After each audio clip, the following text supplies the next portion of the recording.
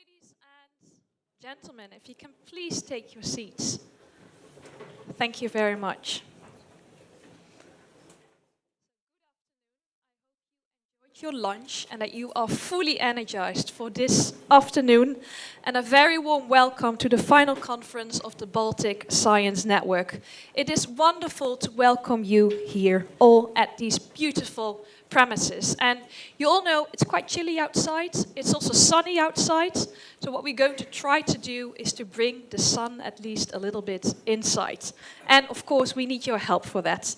So my name is Charlotte Geerdink. I'm a moderator within my own company, Charlie Speaks, and it is a great pleasure to be moderating today's event. So let me first start with a couple of practicalities. Please switch your phones on silent mode. However, you are more than welcome to use your phones. You can interact with us online via Twitter, via the hashtag Baltic Science.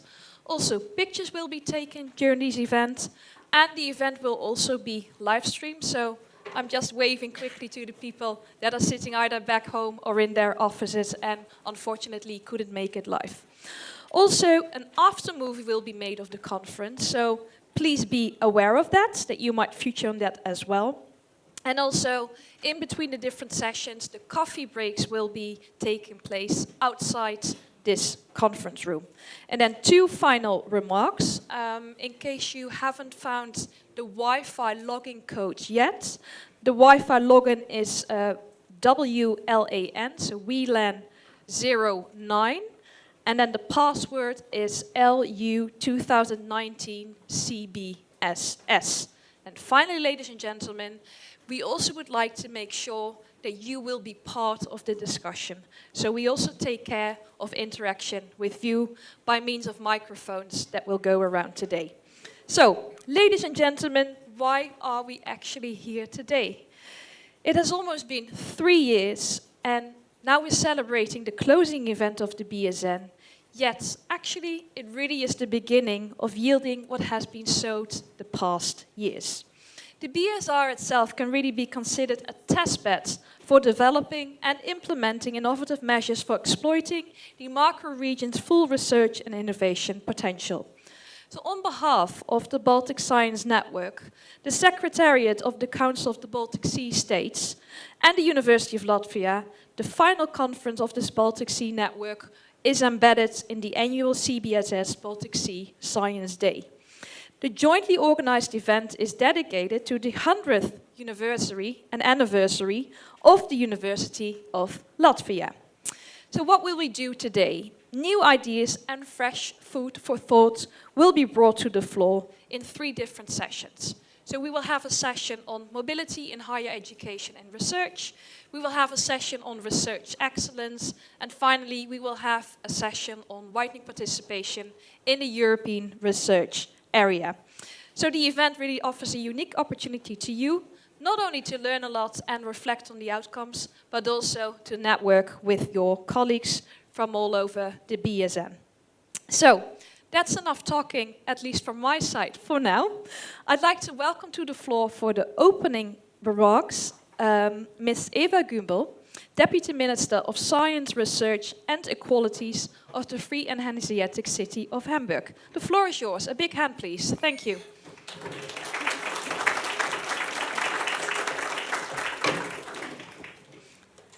Thank you. Dear State Secretary Nijina, dear colleagues and dear friends of the Baltic Sea region. The Baltic Sea region is not only a key economic region today, but also one of the most competitive knowledge regions in the world. With the richness of excellence, research, infrastructures and scientists, the BSR thrives as a region of research excellence and continues to contribute to building a knowledge-based society. Therefore, I'm immensely proud that the Ministry of Science, Research and Equalities of the Free and Hanseatic City of Hamburg acted as a lead partner for the Baltic Science Network. The project funded by the Interreg program showed how its work over the past 3 years, the vast potential for science cooperation in the region and opened with its recommendations new door for collaboration in the macro region. The EU concept of macro regions, and the BSR is one of those, is the sleeping beauty of its EU policy, forced by the 3 no's from the beginning, such as no money, no legislation, and no institutions. The macro regions developed into a powerful bottom-up approach and can serve today as a role model for successful multi-level governments. The Baltic Science Network is a very good example for that, as we have seen over the course of our project. Science policy issues are discussed in BSR in a very inclusive way. We incorporate perspectives from ministries, universities, and research institutions, as well as funding agencies, in the decision-making just from the beginning on equal footing. We believe that the Baltic Sea region has a lot to offer, both for furthering the prosperity in the region and as a role model for other macro regions and the EU. Therefore, it is my pleasure to welcome you to the final conference of the Baltic Science Network here today. This conference follows the Council of the Baltic Sea States high-level meeting on science earlier today this morning. During that meeting, the participants agreed on boosting science cooperation in our macro region on the findings on BSN. So this conference will present and discuss the project results and offer pathways for continuous collaboration in the BSR. We have convinced a variety of outstanding experts to participate in the different panels to discuss important topics for the BSR. In today's panels, we will debate new concepts, as you have heard already, new concepts for mobility in the macro region, joint areas of research and innovation excellence, and lastly, widening participation in the European research area. BSN chose to focus on these 3 topics because we realized that the countries in the BSR are faced with similar challenges in our higher education and research systems. By creating a common framework to address these challenges, we can facilitate solutions that not only benefit single actors, but enable the region as a whole to prosper. We are glad that today we are able to present to you the results of our work and discuss it with distinguished experts. I would like to use this opportunity to extend my gratitude to everyone involved in the project over the past 3 years and the conference today, both on stage and backstage, and I think we can clap our hands. Thank you for that.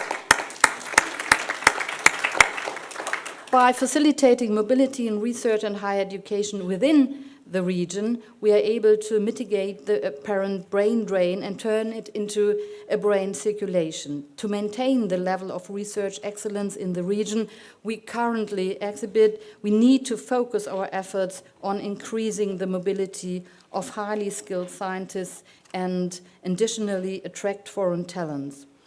Therefore, BSN is proud to present today the mobility tools that are tailor-made for the Baltic Sea region in the first panel discussion.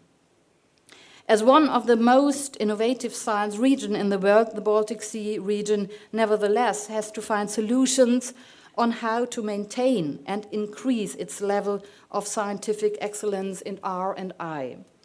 BSN tackled this issue by identifying high potential fields of joint scientific excellence, namely photon and neutron science, life sciences, and welfare state.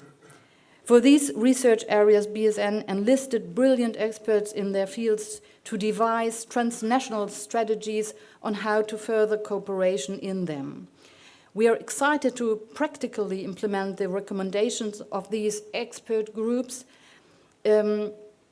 for example, by feeding the results of the life science and the photo and neutron group into the new HALOS project, the Hanseatic League of Science.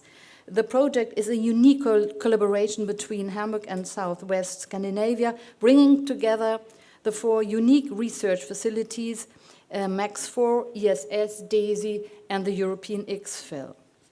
The project creates a center for integrated and world-leading life science innovation and research. The implications of BSN results for the region will be discussed in the second panel. Lastly, today's conference will shine a light on the topic of widening participation. In the Baltic Science Network, we had the great challenge and opportunity to find modes of cooperation between EU 13 and EU 15 member states and the Baltic Rim countries. At first glance, these countries might have different challenges and needs, but the work of BSN has shown that widening participation benefits the region as a whole. Thus, we are very well advised to find approaches of cooperation from which all participants can gain a payoff. In conclusion, today's conference will showcase the benefits of joint research policies and strategies.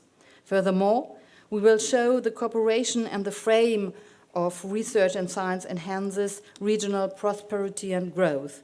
Lastly, the conference will demonstrate that science cooperation in the Baltic Sea region can serve as a model for other European regions and the European research area. So I am looking forward to lively discussions, interesting exchange, and insightful talks. Thank you for your attention.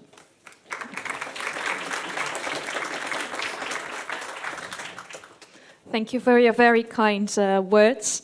And well, you talked about the Sleeping Beauty, but I think after 3 years of so much dedication, we can't really talk about a Sleeping Beauty anymore. I think she finally really flourished, and that's something indeed that you will focus on also for many years to come.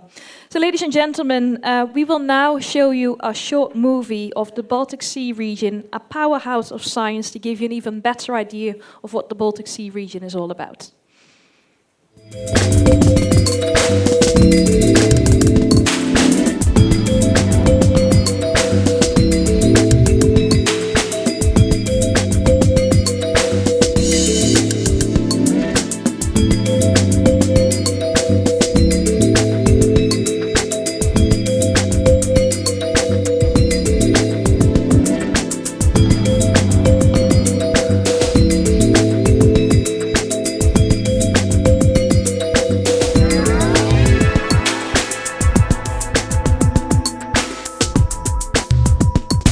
The Baltic Sea is a powerhouse of science, and there is scientific excellence already.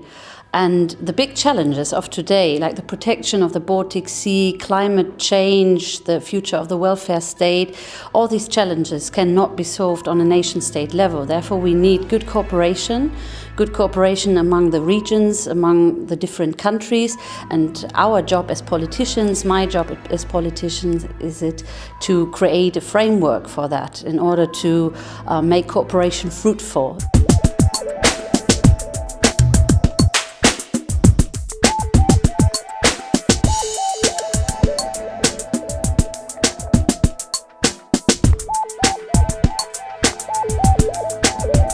This is a national laboratory in the north of Hamburg, and we are operating several large-scale facilities to investigate the structure of matter. The Baltic Sea region hosts several high-tech analytical facilities, among them the European Spallation Source, currently under construction, and here in Hamburg, the most powerful free electron laser, the European XFEL.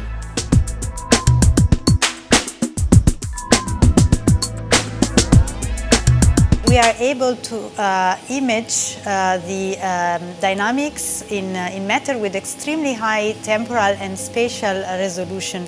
And this is very important if we want to understand the properties of very complex biomolecules, for instance, proteins, with a tremendous impact, for instance, in biology and medicine.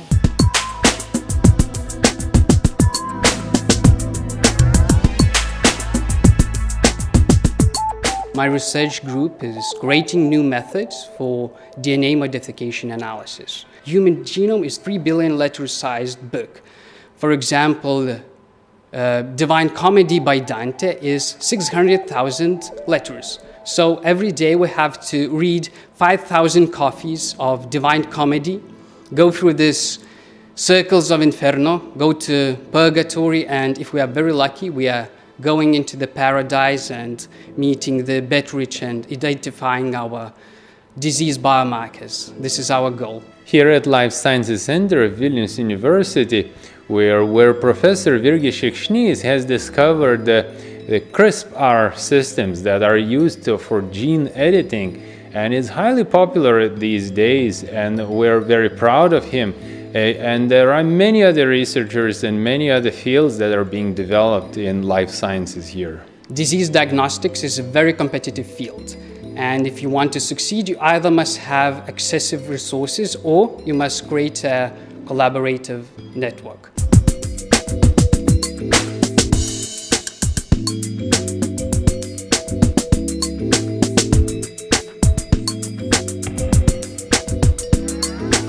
I'm professor of sociology in University of Turku, Department of Social Research.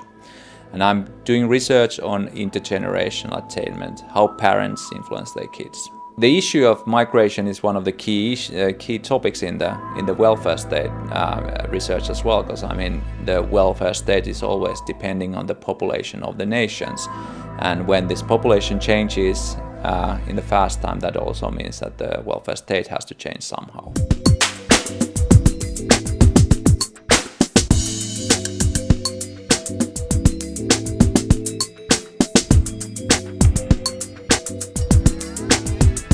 I think a major challenge is to find out how the ocean reacts to climate change. We know that it's getting warmer, that it's losing oxygen, and that it's getting more acidic, and this has consequences for marine life. My research project is about the effects of microplastics on the Baltic population of blue mussels, and my project contributes to better understand the impacts of plastic waste on the seas. I think the collaboration with institutes from the Baltic Sea region is very important in this respect, because it helps to bring the results to a larger scale and therefore increases the relevance of the research. When we want to document trends, it's important to look at various places and not only just one, so that we can get an overall picture. The extensive network of science institutions in the Baltic region helps me immensely to see my research questions in a bigger context.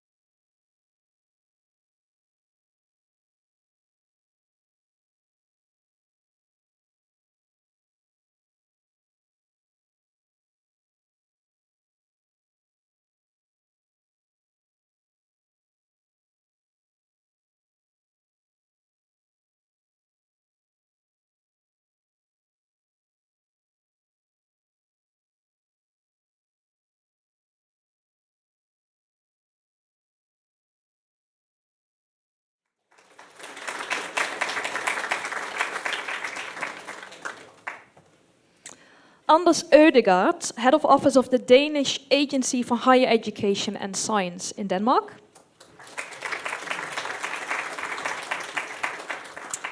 Boris Zelezov, Deputy Director of the Department of the International Cooperation, Ministry of Higher Education and Science of the Russian Federation.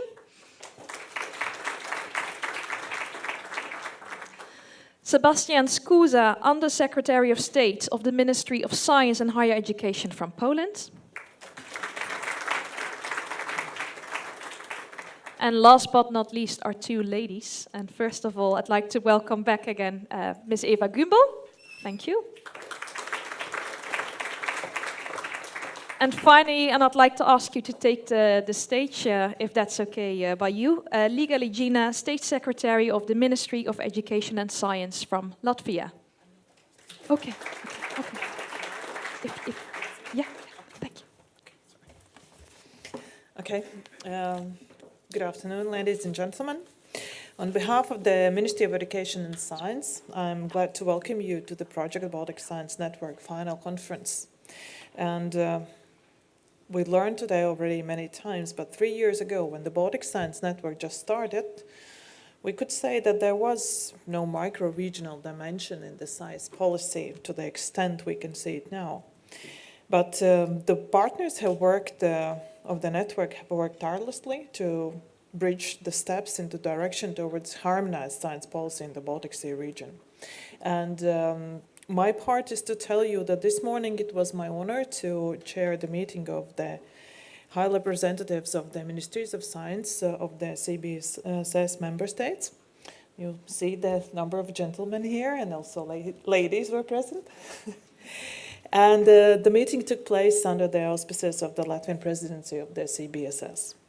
And I want to thank the main supporters of the Baltic Science Network final conference and the CBSS events, the Deputy Minister of Science, Research and Equalities, Free and Hanseatic City of Hamburg, Eva Gumbe, Director of University of Latvia, Professor Indriķis Mužnieks, being the host of these days, and the Deputy Director General of CBSS Secretariat, Bernd Hemingway. And of course, all of the colleagues in different countries that helped this event to be here and to happen. So the aim of this morning meeting was the adoption of a joint statement regarding the cornerstones of science policy in the Baltic Sea region.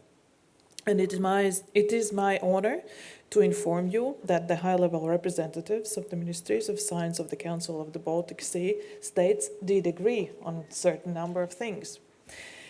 And one of them, to recognize the value of further implementation of the amended CBSS Science, Research and Innovation Agenda, promoting the Baltic Sea region as a leading science, research, innovation area both on a European and a global level. Another aspect that we had agreement on was to maintain and foster scientific excellence.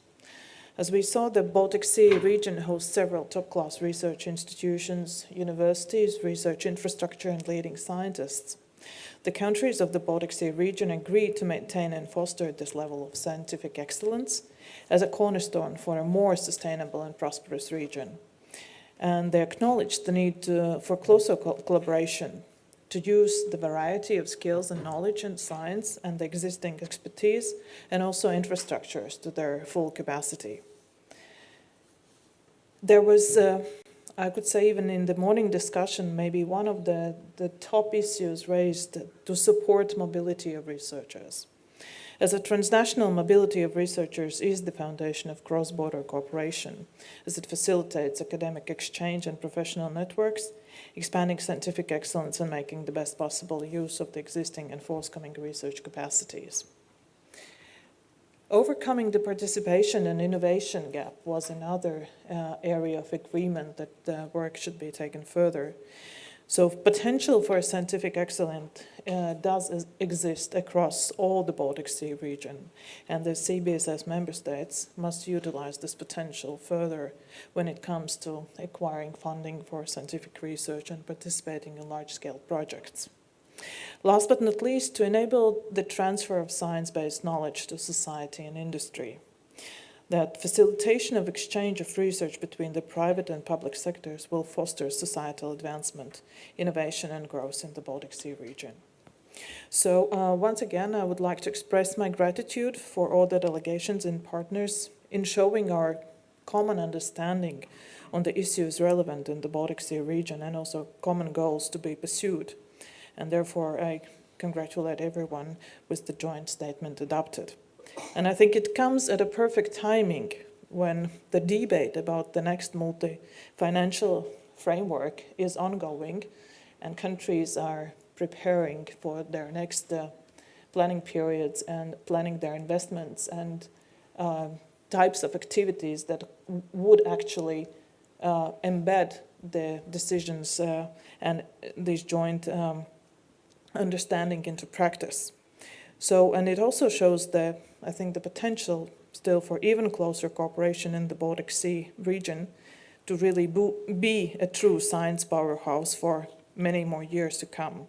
And I wish you profound debates and fruitful discussion in the afternoon session and a very successful conference today, but also actual practical work afterwards. Thank you so much.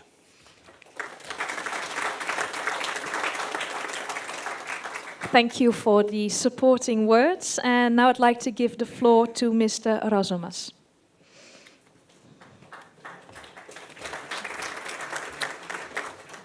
Thank you, dear colleagues. It was said already that this morning we had a high-level meeting of the Baltic state region with the delegations of different countries and different organizations. And I have to repeat that Lithuania strongly supports the strengthening of this type of cooperation. A few words about what's going on in Lithuania now in trying to keep the science excellence and also competitiveness. And I would say that the new political persons at the Ministry of Education, Science and Sports, they are looking for continuing reforms in the fields of higher education and research in our country. And I can give 4 examples. We are looking for improving of research and higher education funding and also evaluation principles. The second point is to optimize the institutional network of higher education institutions and also research institutions. And also we suggested with the joint efforts to strengthen our participation in EU research infrastructures and developing the roadmap of international cooperation. And the last point, now we are reviewing our smart specialization priorities, and we're looking forward to this evaluation to continue this project. Well, also, Lithuania suggested some points to continue our cooperation within the Baltic state region, and we suggested to improve our cooperation on different levels, on the ministerial levels, research funding institutions, university associations, and also other organizations. One crucial point to our point of view is to improve our cooperation in the project of young researchers' mobility. I can say that of 11 member states of Baltic state region, only 3 states invest in this program. That is Germany, Russia, and Lithuania. And for the next year, we are looking for, or ministry is trying to have approximately 10 scholarships for the young researchers and students in the Baltic state region, allocating approximately 22,000 euros. As I already said, we have to improve our collaboration in infrastructures. And Lithuania, as well as the Baltic Sea region states, we invested a lot in building infrastructures like this. And we see on the movie that the infrastructures in this region are expanding and becoming more expensive and expensive, more expensive and expensive, and we have to use it properly, I would say. There's a possibilities to cooperate, could be cooperation in strengthening the capacities of research policy coordination. At the same time, participation in the joint initiatives in the EU and European Economic Area research. Lithuania, Latvia, and Estonia, well, it is very important for our academic communities that we started to participate in the project Baltic Research Fund as instrument for the European Economic Area. And as you probably know, the finances come from the Norway, Iceland, and Liechtenstein. And of course, these finances and collaboration certainly, they are very significant for this part of Baltic Sea region. So, ending up, I would like to express our highest gratitude for the leader partner in Hamburg, for the project to coordination and leading the path from formulation of idea to achievement of final result. I would also like to thank other BSN partner countries for their input and cooperation in the course of the project. And my wishes also go for the Baltic Science Network to become a sustainable reality for the Baltic Sea region, ensuring commitment to building a knowledge-based society in the context of geographical and, more importantly, functional proximity. Thank you.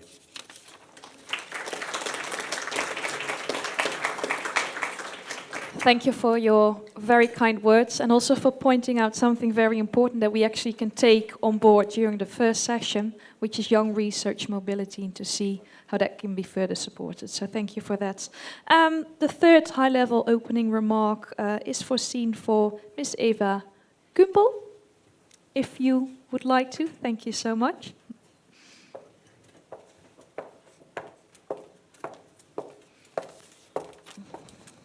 So, hello again from my side. The Free and Hanseatic City of Hamburg very much appreciates the outcome of today's high-level meeting. The joint statement reflects well our state's own desire for further the cooperation in the Baltic Sea region, especially in the field of science. Hamburg declared its strategy on science cooperation in the Baltic Sea region in 2014 and continuously works towards finding innovative solutions and how to further cooperation in this multi-level governance system.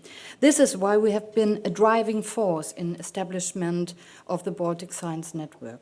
We are well aware of the fact that fostering excellence excellent science and research in the region is key to a sustainable and prosperous region. With the outstanding research infrastructure, of course we've seen it in the film, and world-class higher education institutions of our state, the city of Hamburg is eager to contribute to developing a knowledge-based society in the region. And in this context, I would like to stress the importance of mobility, as you've said it before, of mobility of scientists and researchers in the region as well, because we need to find ways to mitigate the brain drain, as we mentioned in our meeting before. Research infrastructures are only as good as the scientists who work in them, and we need to find ways to keep and to attract talents to the BSR. And I'm sure you are all aware of that. Therefore, we are especially proud of the mobility tools developed by BSN, and we are glad that several CBSS members have already committed to support this tool. I'm really glad of that. These tools, which are tailor-made for the needs of the region, is a satisfying example on how to cater for the varying interests and possibilities of engagement of such a unique set of partners. And I would like to say at the end of my statement that the joint statement of the higher level meeting today reflect the region's willingness to further science cooperation, and the Free and Hanseatic City of Hamburg is looking forward to contributing to that. Thank you so much.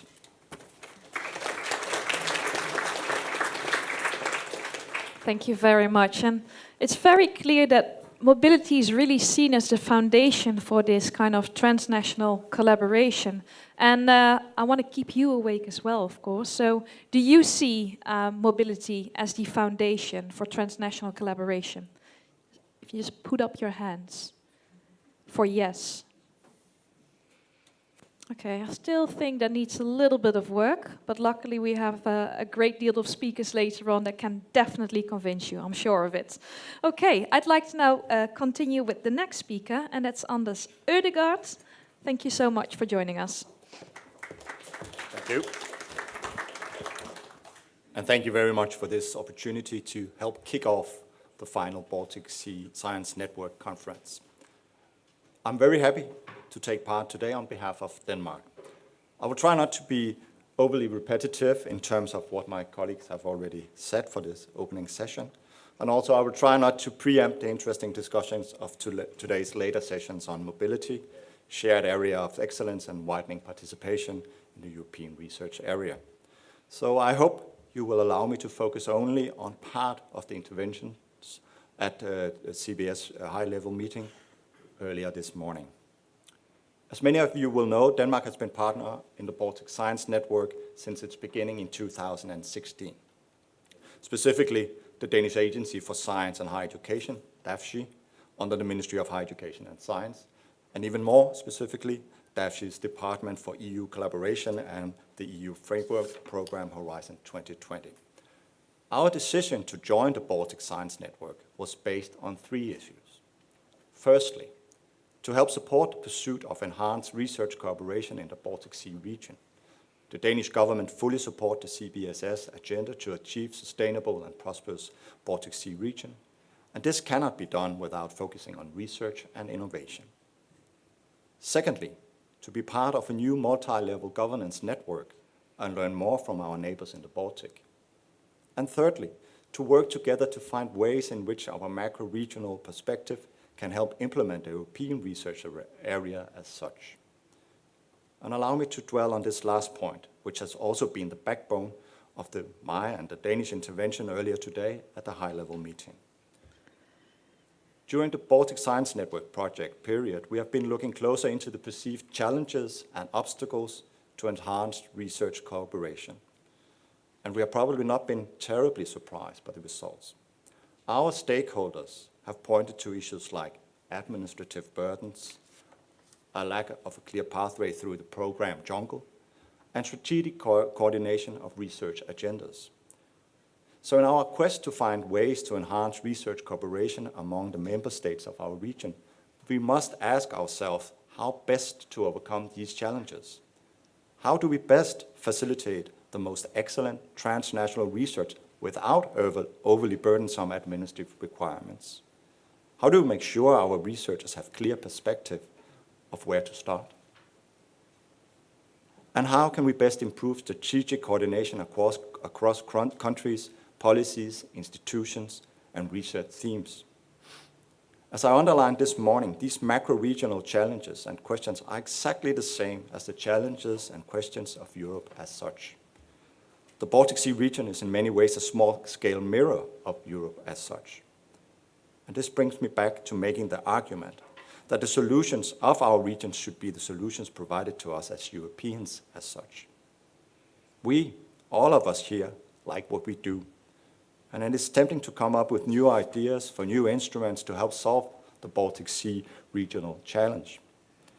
But as we have stressed along the way of this project, we already have access to the world's largest framework program for research and innovation, Horizon 2020, and in 2 years' time, Horizon Europe.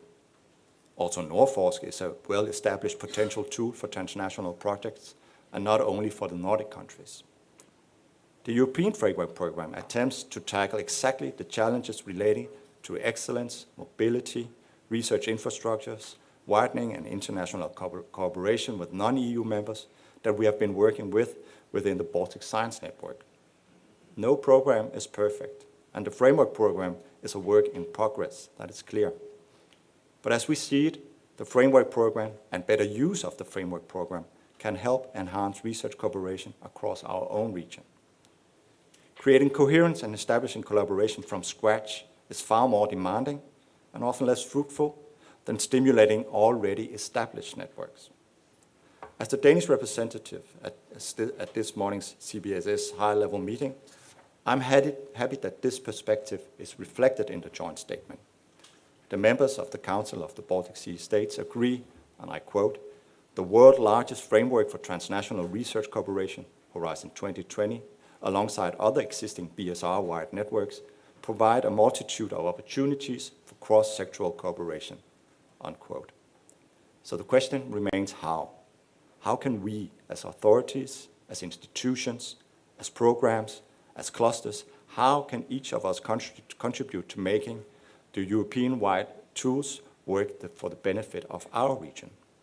I think we, each of us, would have a set of answers corresponding naturally to our day-to-day responsibilities and experiences.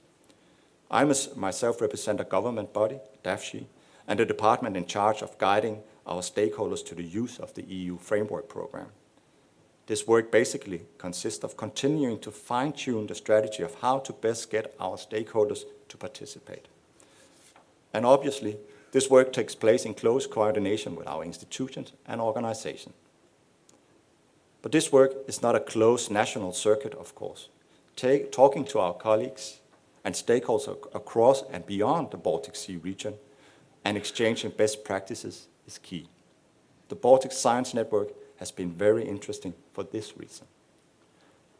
And it is our hope and expectation that this dialogue will continue to take place, both for a more general and overall perspective in the CBSS with reference to its science, research and innovation agenda, and more specifically among the participants in the flagships and projects of the EU strategy for the Baltic Sea region, as well, of course, in the communities and working group of Europe as such. Thank you very much for listening.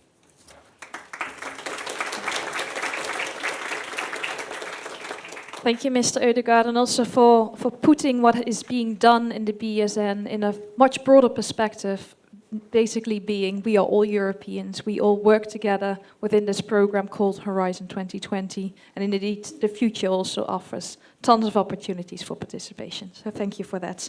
Next up is Mr. Boris Zelezov. Thank you so much, and I've got the pointer here for you. There you go. Well, good afternoon. This is my really honor and pleasure to be here and say a word of greetings to participants of this conference. I'd like first to mention that CBSS is especially mentioned in the concept of foreign policy of the Russian Federation as a partnership organization. And today morning, as it was already mentioned, we approved the comprehensive statement paving paths for the further cooperation. So this conference is titled as final, but I believe that continuation is unavoidable. And before wishing you all further success, I also want to mention another thing that sometimes bureaucrats and scientists have something similar, and this is love to statistics. So I'm going to share with you some statistical data related to mobility of Russia with its CBSS partners. So what shall I press to? You just have to point it, actually. Sorry. It's okay. Oh, Yeah, okay, there you go. fine. You have to point it over there. It doesn't work at the screens. Yes. It is there. Okay. Great. So it will not take much time, just 3 slides. So these are research projects with Russian participation supported from 2014 with all countries participating in CBSS. So you see that the number, of course, is different, and Germany is the biggest, has taken the biggest share. But anyway, we see that multilateral projects also exist, and our cooperation has potential for development. Another thing is student mobility. This is official data from our ministry. It covers mobility. It is not about the full-time fellowships Russian Federation provides for international students. So the short-term means that this is really short-term mobility lasting less than 1 month. But long-term mobility also exists, and it exists 1 or 2 terms. So you see that the numbers are also relatively significant, and we have joint mobility programs involving tens of Russian universities with their partners in CBSS countries. And the last statistical data derived from the Erasmus Plus representative office in Moscow, and this is about supported mobility with CBSS countries from the Erasmus Plus programs. So you see also there is a significant statistical data showing that we really established joint working networks providing opportunity for mobility. Yes, this is basically all statistics I'd like to share with you today. But again, I mean that we established this solid basis for further cooperation, and now I wish you success for the future. Thank you for your attention. Thank you.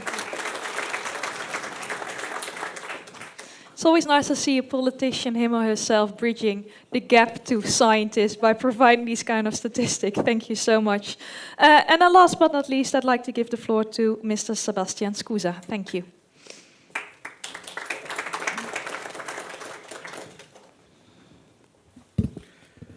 There are ministers, there are distinguished guests, there are ladies and gentlemen. First of all, I would like to thank you to Mrs. Minister Eva Gimbel for giving the inspiring insight into the Baltic Science Network.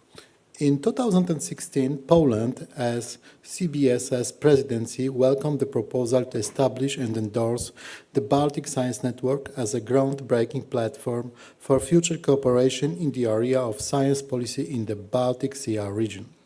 With it foreseen a substantial added value in closer cooperation and regular dialogue on science and higher education in the Baltic Sea region. I am deeply convinced that we can report today that those tasks have been completely fulfilled.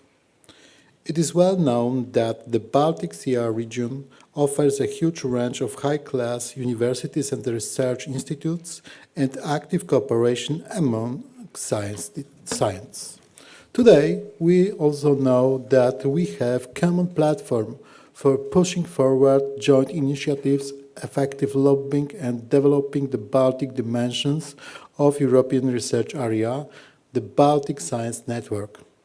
But nevertheless, the Baltic Sea region is challenged with different levels of science and innovation performance. Existing research and innovation facilities and infrastructures are not equally distributed and interconnected. There is a lot of room for improvement during the extension stage of the Baltic Science Network. I would like to mark a few issues in this regard. Overcoming the participation and innovation gap in the mutual interest not only for the new EU member states, but the whole Baltic Sea region. Poland appreciates the willingness of CBSS members to consider innovative measures for widening participation and hope that Horizon Europe will manage to balance itself between excellence and widening, which both are not exclusive. I am looking especially forward to the presentation and discussion of the Baltic Science Network Mobility Tool, which is an excellent example on how to encourage cooperation in the Baltic Sea region on a regular basis. The establishment of the Baltic Science Network was a great step forward in starting thinking in a macro-regional dimensions and to develop a macro-regional coordination framework for science policy. We need to think about the continuity, stability, and sustainability of the Baltic Science Network. In Poland, we're having a long-term experience with European Union strategy for the Baltic Sea region. I would like to endorse the idea to recommend the Baltic Science Network as new policy area or horizontal action area for science and research. The Baltic macro-region needs Baltic Science Network, and Baltic Science Network needs the Baltic macro-region. Have a good luck. Thank you very much. Thank you very much, and indeed we all need each other. Okay, well, we have done the high-level opening remarks, but we still have a little bit of time left. So I thought I'm just going to ask you all a final question, and it's actually quite straightforward, and you only have to answer with one sentence. Shouldn't be too hard, right? Okay. So let's give it a try, ladies and gentlemen. So my question to you is, where do you see the Baltic Science Network in 5 years from now? If I may start with you. One sentence. That's all I'm asking. We have 4 regions in Europe, and I believe that our network will become the leading network in Europe. Okay, thank you very much. A very ambitious goal, leading network. Well, as I mentioned in my opening remark, I hope to see a network that is closely tied and with a view to what is happening in the rest of Europe. Okay, thank you very much. Well, I can only confirm that the leading position of the network together with other partners and associated members. Thank you.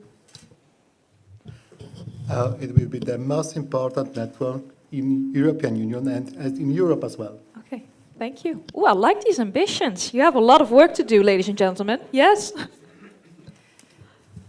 So I think that a little bit like you have said, I think that we will be taken as a role model for the European Union. Yes, it's certainly in 5 years must be already a role model that can be others can benefit from. But from our individual perspective, it certainly has to serve as an umbrella organization that actually ties together. Whether it is doable, it only depends on the countries that are part of the network and to what extent you use this potential and you participate in it. Yeah? At least we have already planned next project steps to take further. So just have to do it. Okay, thank you very much. So, role model, leading position, and I think we definitely said goodbye to Sleeping Beauty now, right? Do you agree? Have we said goodbye to Sleeping Beauty? I think so. Very good. A big hand to these people. Thank you. Okay, you're more than welcome to take your seats again. Thank you for that.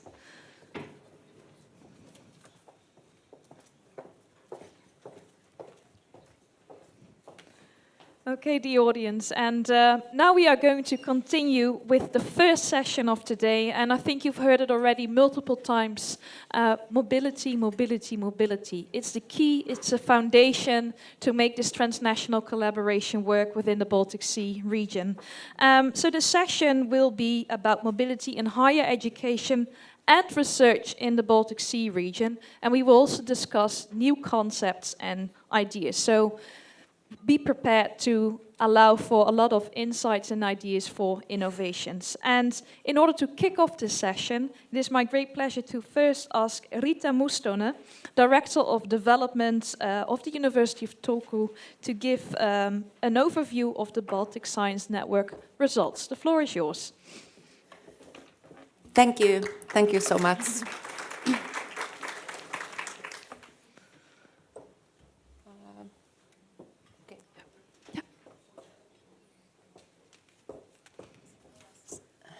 Yes, thank you so much. It's my pleasure to start this first session. But first, before we start, on behalf of all Baltic Science Network partners, I would really like to thank the distinguished high-level speakers for support and encouragement, what they presented. So thank you. So I'm coming from the University of Turku, and the University of Turku was responsible for running the work package related to mobility.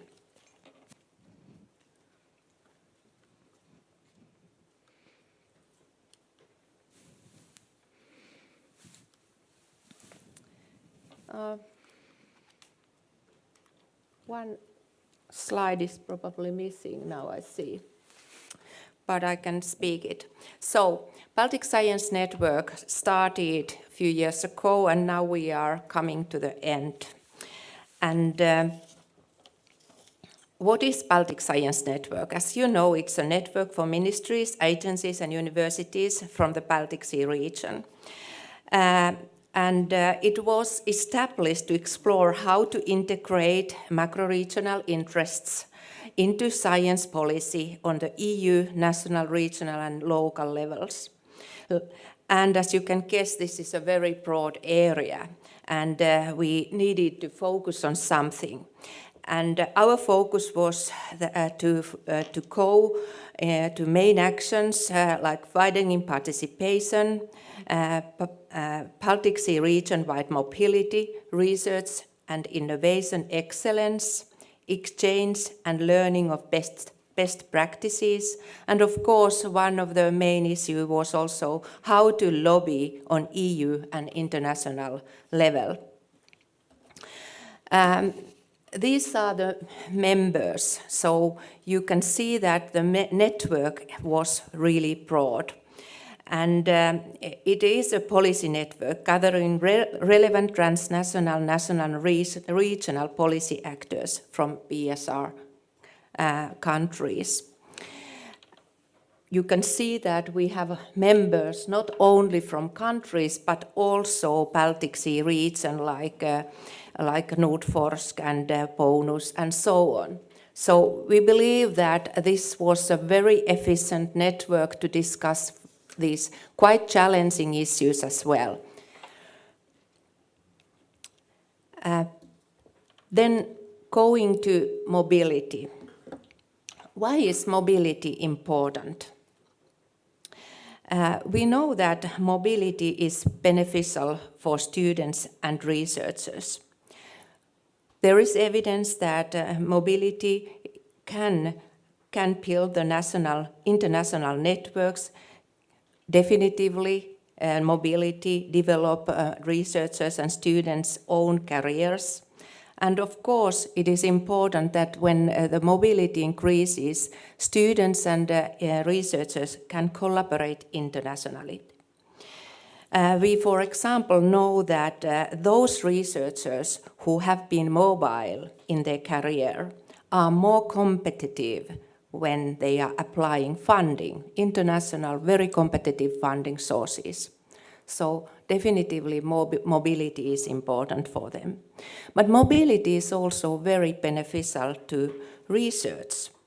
There is evidence that internationally collaborative research papers are more highly cited than papers published by authors of the same nation.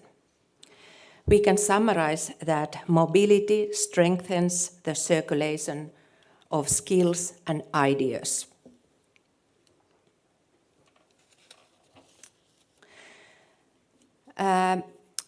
So how we worked with this mobility issue? Baltic Science Network, as a Baltic Science Network, we wanted to identify first the challenges in mobility in this region, and there is a report on this. Then we studied how the existing mobility tools respond to those challenges. And we have a report also to that. And then we drafted proposals for new mobility tools in Baltic Sea region.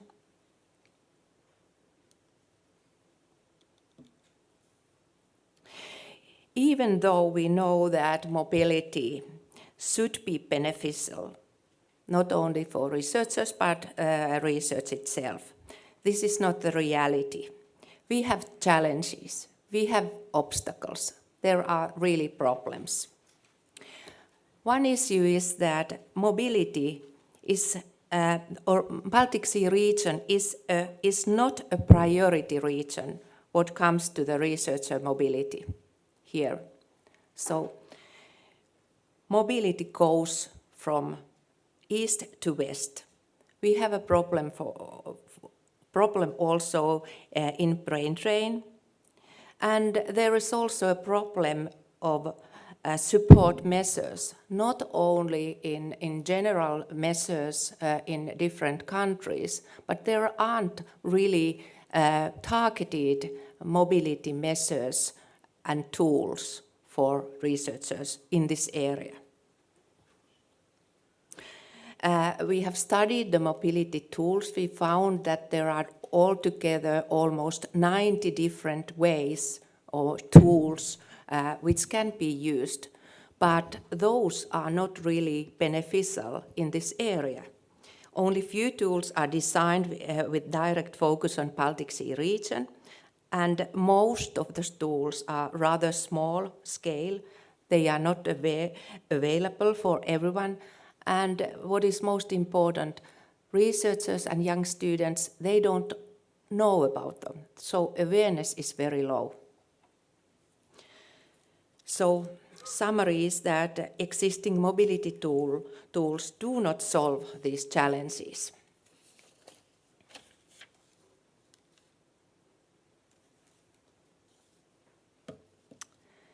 Basically, what we understood was that challenges can be solved only with the effective mobility tools.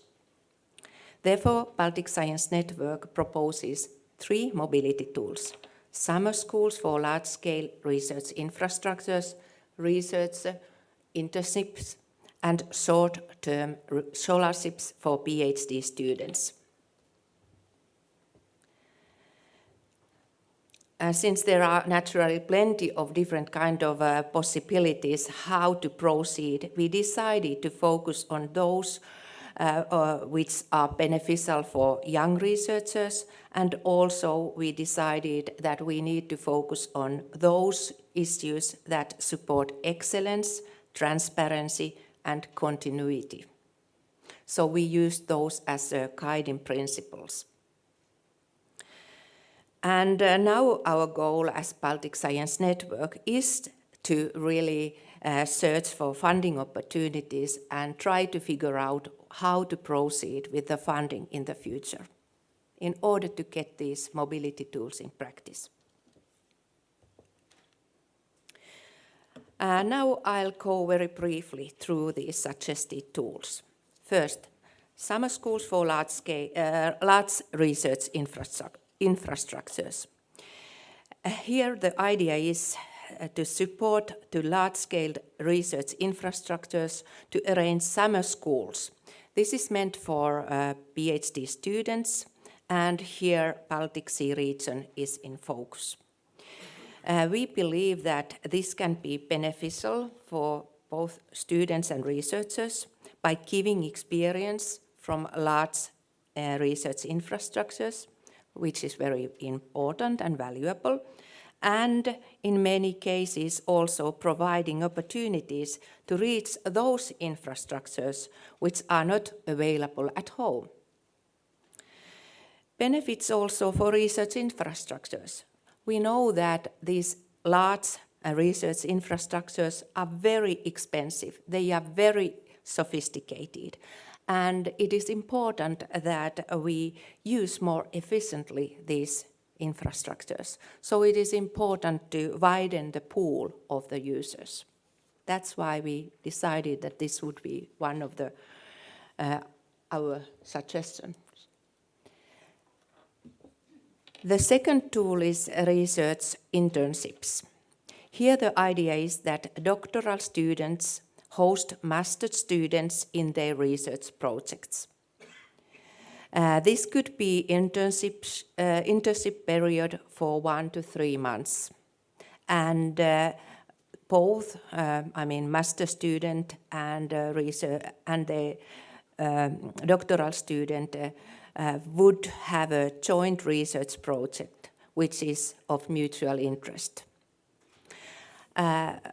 Here we took the lessons learned and experience from the German funder DART. So basically this proposal is built on that instrument, what is already used, and as far as we understand, there is a lot of good experience of it. And also we believe that this mobility tool could be beneficial for research itself, because it means that there will be more resources and also maybe potential future resource to the topic if the topic is of interest also to master student.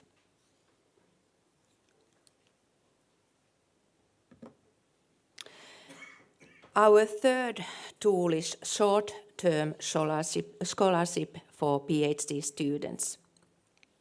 And this is for PhD students, again, 1 to 3 months. And as you can see, I believe, or we believe, actually, our group, that these kind of short-term scholarships could be beneficial for students and researchers, because they could create new international contacts. Also, they can bring new personal networks, and also they will increase competence, skills, and of course confidence. And net research itself would also get benefit of new scientific networks, and of course it will increase the impact of research. Our lessons learned from this work package is that Baltic Sea region needs more powerful researcher mobility. If we are able to do this, we get definitively added value. What we can achieve is that we can boost research in this macro region, we can build stronger networks for the future, and we can pool research resources for scientific discoveries. We believe that we need to raise awareness of opportunities that Baltic Sea region can offer, because we have here state-of-the-art equipment, and we have top researchers and teams, and last but not least, we have short distances. Probably it is so that geographical closeness and thus cooperation in macro region will become more and more important in the future when we are forced to think of sustainable development and climate change. So maybe the importance and impact of cooperation in this macro region will also increase by that way. So this is all. Thank you. Thank you very much. And if I may ask you to take a seat Yes. on the stage. Thank you for that. I think you very clearly already pointed out, we need to stimulate skills, we need to stimulate ideas, and you have many ideas to do so. And I think it's very helpful that we got an overview of the existing gaps, and with the newly proposed mobility tools, we actually might be able to mitigate these kind of gaps. So what we're going to do now, ladies and gentlemen, I'm going to invite some other panelists on the stage so that we can further discuss the topic of mobility for higher education and research. So it is my great pleasure to also ask Gintaras Valincius, Director of the Vilnius University Life Sciences Center, to join me on stage as well. Sandra Krase from the European Association of Institutions in Higher Education, Eurosje. Christian Müller, Deputy General Secretary of the German Academic Exchange Service, DAAT. And finally, Enili Kindziko, Lecturer of the University of Tartu.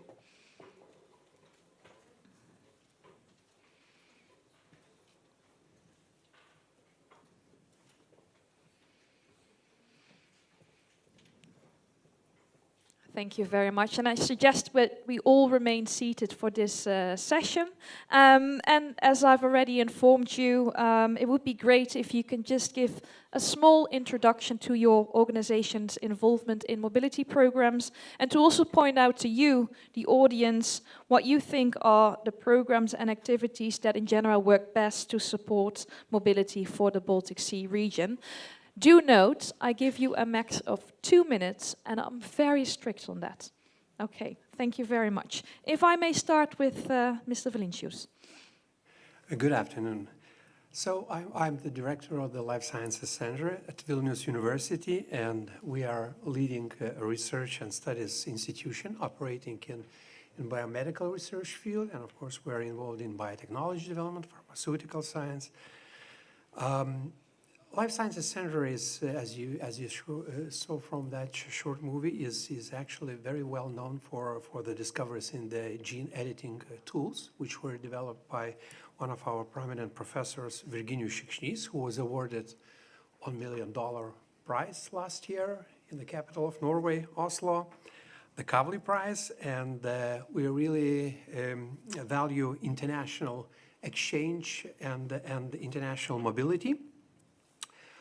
International mobility actually is included into our strategic development plan, and we see international mobility as one of the major contributors towards high quality science at the Life Sciences Center, development of needed currently absent expertises, competences, and skills, and of course access to the unique instruments and large scale infrastructure.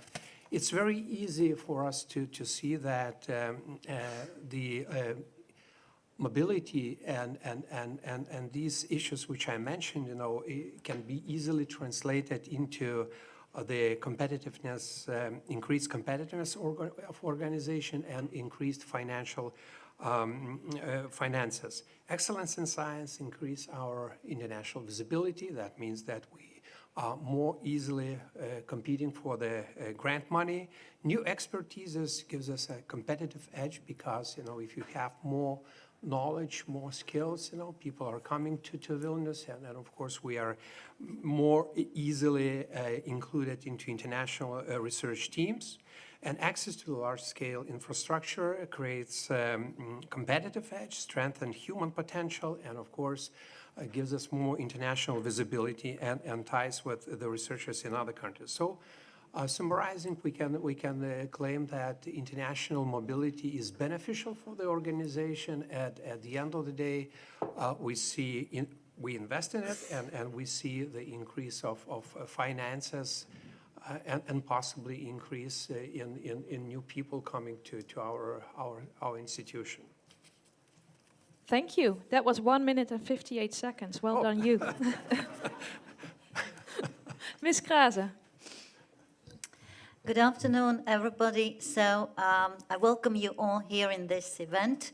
I will speak from two perspectives. As a School of Business and Finance, as being the member of Eurashi, and Eurashi is an active Bologna process player, one of the BFUG group members, which actively participated in developing Bologna process mobility tools, and involves mostly and deals with the Universities of Applied Sciences, professional employability issues, social dimensions, and of course these mobility tools that traditionally through Erasmus program appeared have given a huge benefit for mobility of not only bachelor students but also master students and as well as doctoral students. The benefit of this also could be seen if I give an example from the School of Business and Finance, where I myself come from, so that we've set up one of the first business management study programs, which was an inter-university program in 2006, just after Bergen 2005, when the 3-cycle programs and university education and science has been much more emphasized and has to be closer to practical needs of society and economics. So today I would say that Universities of Applied Science can be proud of also, and especially due to Bologna process, that we had the opportunity to receive doctoral students from India, from Uzbekistan, from Lithuania, from many countries, and that means not only they did their research and defended the colleagues from Germany in partnership with Kaiserslautern University, so and colleagues from Lithuania who also defended their PhD thesis and continue also working as academic staff. So where I see that really these kind of mobilities and full-time studies and as well created contacts on a personal basis, and currently also we have a colleague from Lithuania who also is involved as foreign academic staff. So that means new opportunities for various other projects. Apart from that, also as together with DAD and Campus France and British Council, so because of the success of the Bologna process, we as European universities and European associations support Southeast Asia new mobility programs and credit mobilities, so transparency models and recognition models. Just a month ago, we finished a 3-year program. Sorry, your 2 minutes are almost up. So that means we are a big player, I would say, on mobility. Okay, thank you very much. Mr. Müller. Thank you and for Ms. Grazer, sorry, if you can switch off your microphone, thank you. Inviting me. I'm representing DAD, the German Academic Exchange Service. Basically, what we do is academic mobility, very basically. And for 92 years, if I'm not wrong, more or less, 93 years. So it is the flagship of our work is to give scholarships, to provide opportunities to go abroad, for Germans to go abroad, to do studies and to do research, for foreigners to come to Germany, and in multilateral settings to move around in academic qualification, academic work, research work. So basically what we do is exactly that, believing that mobility is a very important thing to do if your objective is to bring scientific societies together to build on cooperation, to build on different settings of research frameworks. And in this sense, I think we have seen for the last years that mobility is changing in different ways. I'm coming back to this later. And specifically, our feeling is that regional mobility is a very important trend, not only here. And so I believe very strongly that regional mobility in this geographical macro region, Baltic Sea, is a very good start to do if you're looking on stronger academic ties, stronger scientific collaboration, and these outcomes. Obviously, you need a system for that, you need structures, you need tools, and you need financiation. So you need money. I think we will come back to that later. And at the end of this, what you need is a system of rewarding. Specifically, if you look on students, when they go abroad, they need an acknowledgement, they need a revalidation of their foreign studies. And this is my 2 minutes. Yeah. Thank you for keeping the time yourself. So this is exactly what we need to look into. Thank you. Thank you very much. And then finally, the floor is for Ms. Kinsinko. Good afternoon to everybody. I'm very thankful for my colleague to summing up why mobility is very important. I am an academic person myself. I'm a lecturer. I'm considering myself as a junior academic since I'm a lecturer and I finished my PhD. Over here I'm representing, in a way, Estonia, Tartu University. I'm from management field originally, and I was listening to these talks and I really like that we are talking about mobility, and from my perspective I'm seeing that it's totally true that I know much more about UK, US, even Asia than I know about Latvia, Lithuania, our neighbors, in terms of mobility. So I think this regional perspective is really important when we turn our paradigm, what we think when we think about mobility. Is it something that is far away, or is it something that is next door? Honestly, I have more colleagues probably from UK than I know from Riga, and that is my misfortune, I would say. So I hope this network will help to benefit this flow, at least in my field.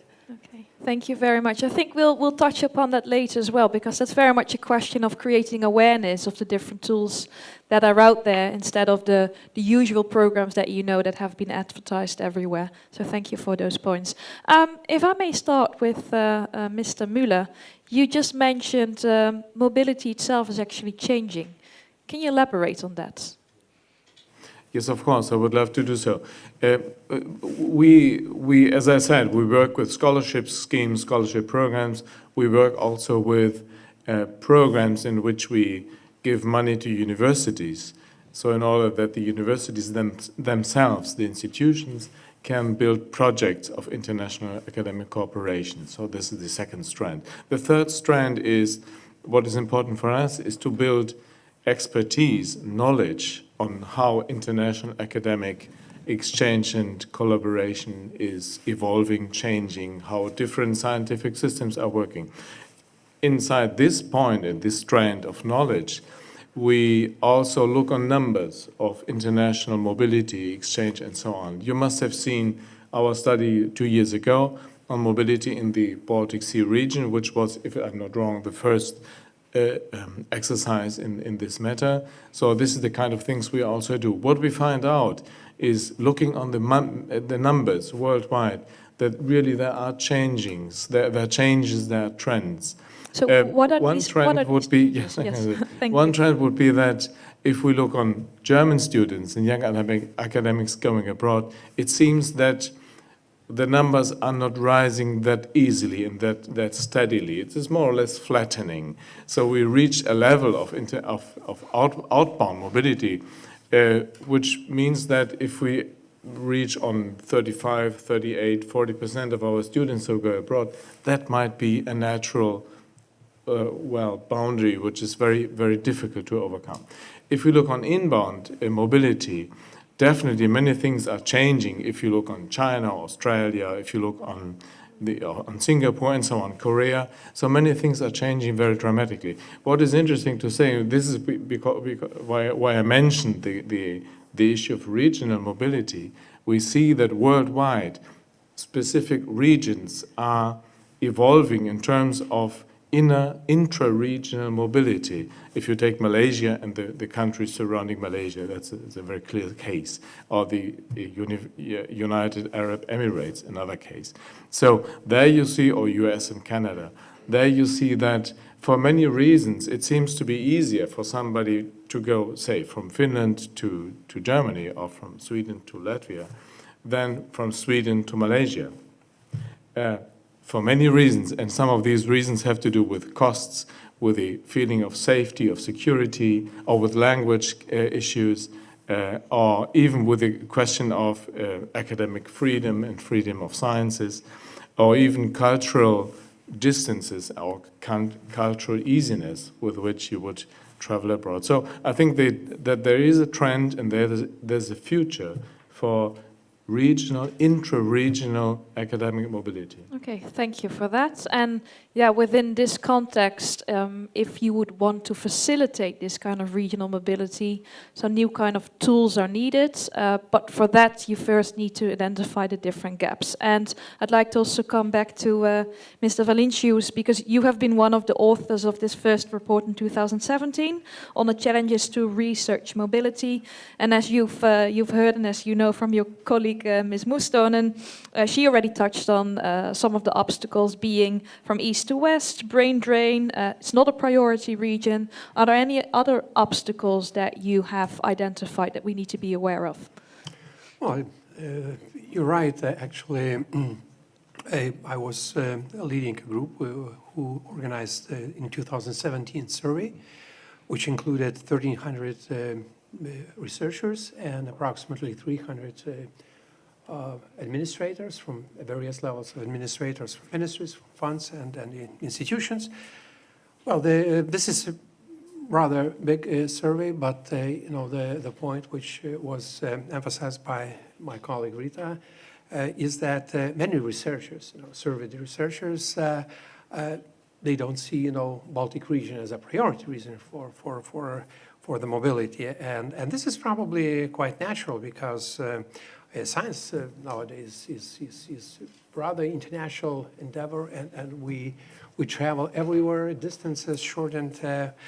But of course, as a region which has high aspirations with regard to competitiveness in the world, we need to think about this issue and think whether or not there are some ways how to change the perception. Of course, we cannot order change. We can only facilitate or maybe somehow catalyze this change. And I would like to resonate a little bit, kind of support my colleague from DAAD that these days the mobility schemes actually are transforming. And speaking about our institutional life sciences center, first of all, classical way of getting involved in research programs abroad, in the mobility programs, is that someone, PhD student or scientist, is applying with a fund or agency for money. Then she or he gets money and travels and works abroad. But we decided that why not to think about some kind of other approach at the institution. And we decided to establish what we call twin labs. So first, we designed the project, which involves the guy who spoke in that movie, speaking about epigenetics regulation of diseases markers. And we designed the project, which involves a team in Canada, Toronto University Medical School, and another team at the Life Sciences Center in Vilnius.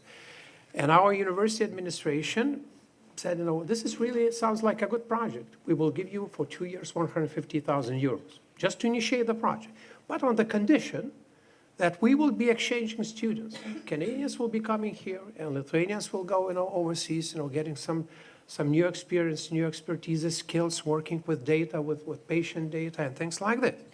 So this project started, and we already have, a lot of exchanges between those two countries, those two labs. And this comes back a little bit again to what you mentioned previously, UK, US, Canada. So do you see it possible, Mr. Valincius, that this can also be happening in a collaboration in the Baltic Sea region? So my point is that we should think about, bilateral agreements at the institutional levels. The funds are good because they're very rich. They could give you big money.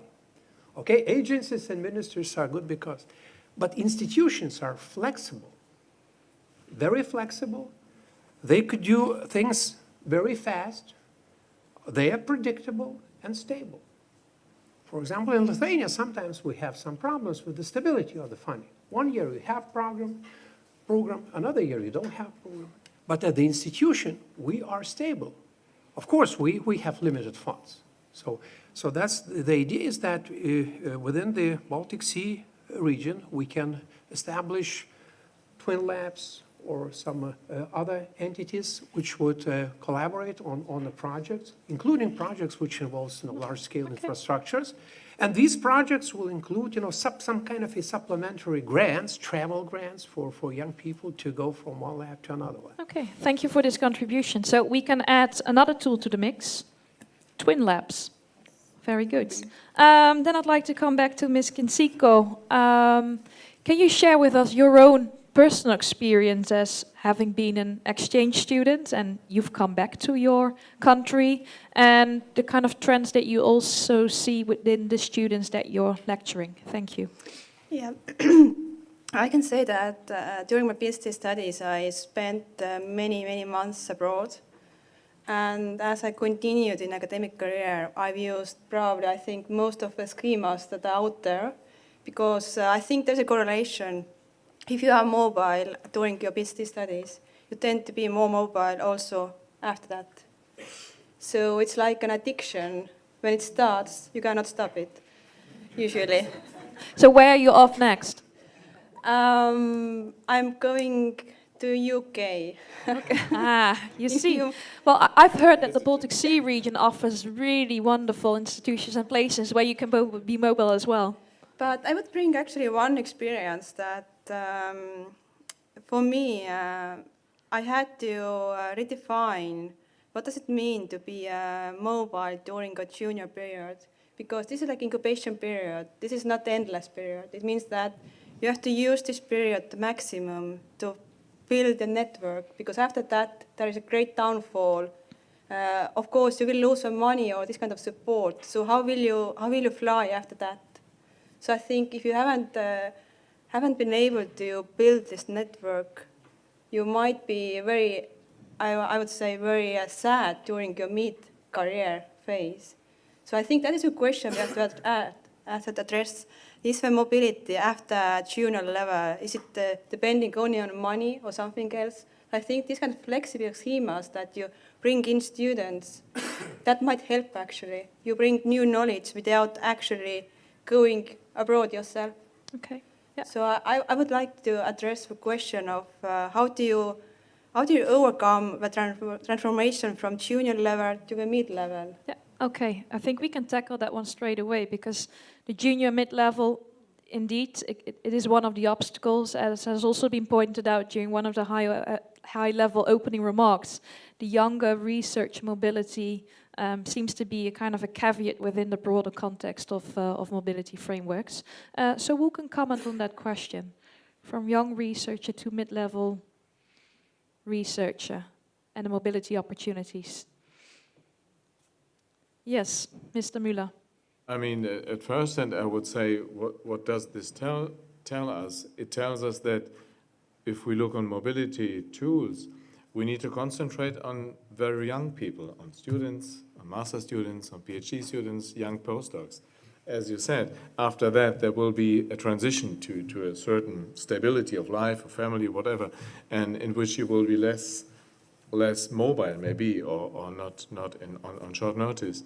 I think this is what I would draw from it. And if you manage to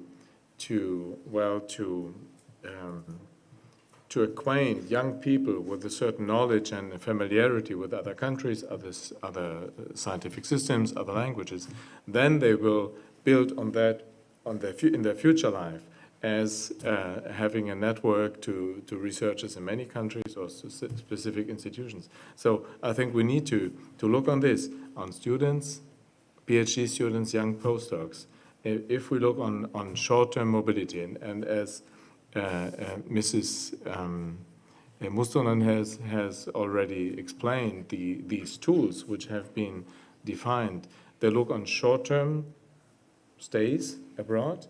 They look on younger generations, and I think these two dimensions should be observed. Maybe we should even add another one, which would be that the question of inclusion and diversity has to enter there as well. Okay, thank you. So the sooner the start, the better. Ms. Mustonen. I think that we need not only instruments, we need to also facilitate the culture change, so that young students and young researchers would be more willing to take the chance and try their wings and really try to go. So there is also this kind of culture change we need to take care of. Okay, thank you. Perhaps we can also ask you, the audience, have you had a mobility exchange in your professional career or as a student? Just put your hands up if you have. Okay, that looks pretty good. Thank you for that. Well, it's good to see that at least from the audience side as well, we have some like-minded people, and those who haven't been yet or perhaps haven't had the opportunity, then there's still a chance for sure to do so. I'd like to also engage you right now, the audience, before we will continue with some other questions. So is there a question from your side? And then I'd like to have a microphone. Thank you. So I've got one question over here, up front, and then afterwards, that gentleman. Yes, there's the microphone. If you can just please state your name and affiliation. Thank you. Hello, I'm from Riga, local, from State Education Development Agency. We are also handling a number of exchange programs. But I had a question to the distinguished guests, to the excellent panel. You know, already Mr. Müller mentioned that we are not alone, Europe, in the world, so there are other regions. And if you look in the future, I think it's probably even more, important question to ask, why not students from Malaysia, United Arab Emirates, or Brazil? They would, there's this lure of US and UK and Estonian colleague also, she will travel to UK. I've been to UK for 5 years as a PhD student. It's not that they have much better universities, but they're much better positioned in the market of education. So, and here we come to the question, it's nice to call Baltic region a sleeping beauty or awakened beauty or beauty waiting for enlightenment. But, can we position Baltic region as something in international stage, As for Germany, it presents no problem, Germany has BMW and Mercedes and it needs no explanation. But for smaller countries in this region, Latvia cannot make an international profile. That's simply impossible, a high profile, I mean. So Baltic region, regions that speaks English language, regions that is welcome to all cultures, open-minded. Besides German trademark, which is already valid trademark all over the world, maybe you can also join for making Baltic trademark, which would be, like this region. So your question is about how to market the region. Baltic trademark in the development of, university, our place in global world, not just Europe. Okay, thank you very much. Who would like to take this question? Ms. Krase. Thank you for the question. I would a little bit contradict you. I would say that Baltic region is succeeding in marketing its opportunities, exporting its study opportunities, and attracting researchers and students from, especially from Southeast Asia, I would say. As an example, I could give also my BA School of Business and Finance that we have strategic partnership agreements with Thailand, with Malaysia, and within the internal grant system research project together with colleagues from Malaysia. So that means I would say that thanks to other projects which were started a couple of years ago, namely I would like to mention SHARE project where DRD has also successfully participated, so that opened up more opportunities for different regions in Europe and set up new cooperation opportunities. As well as I would like to stress that cooperation within the Baltic countries, Lithuania and Latvia and Estonia are growing in terms of joint projects, making use of Erasmus Plus partnership projects.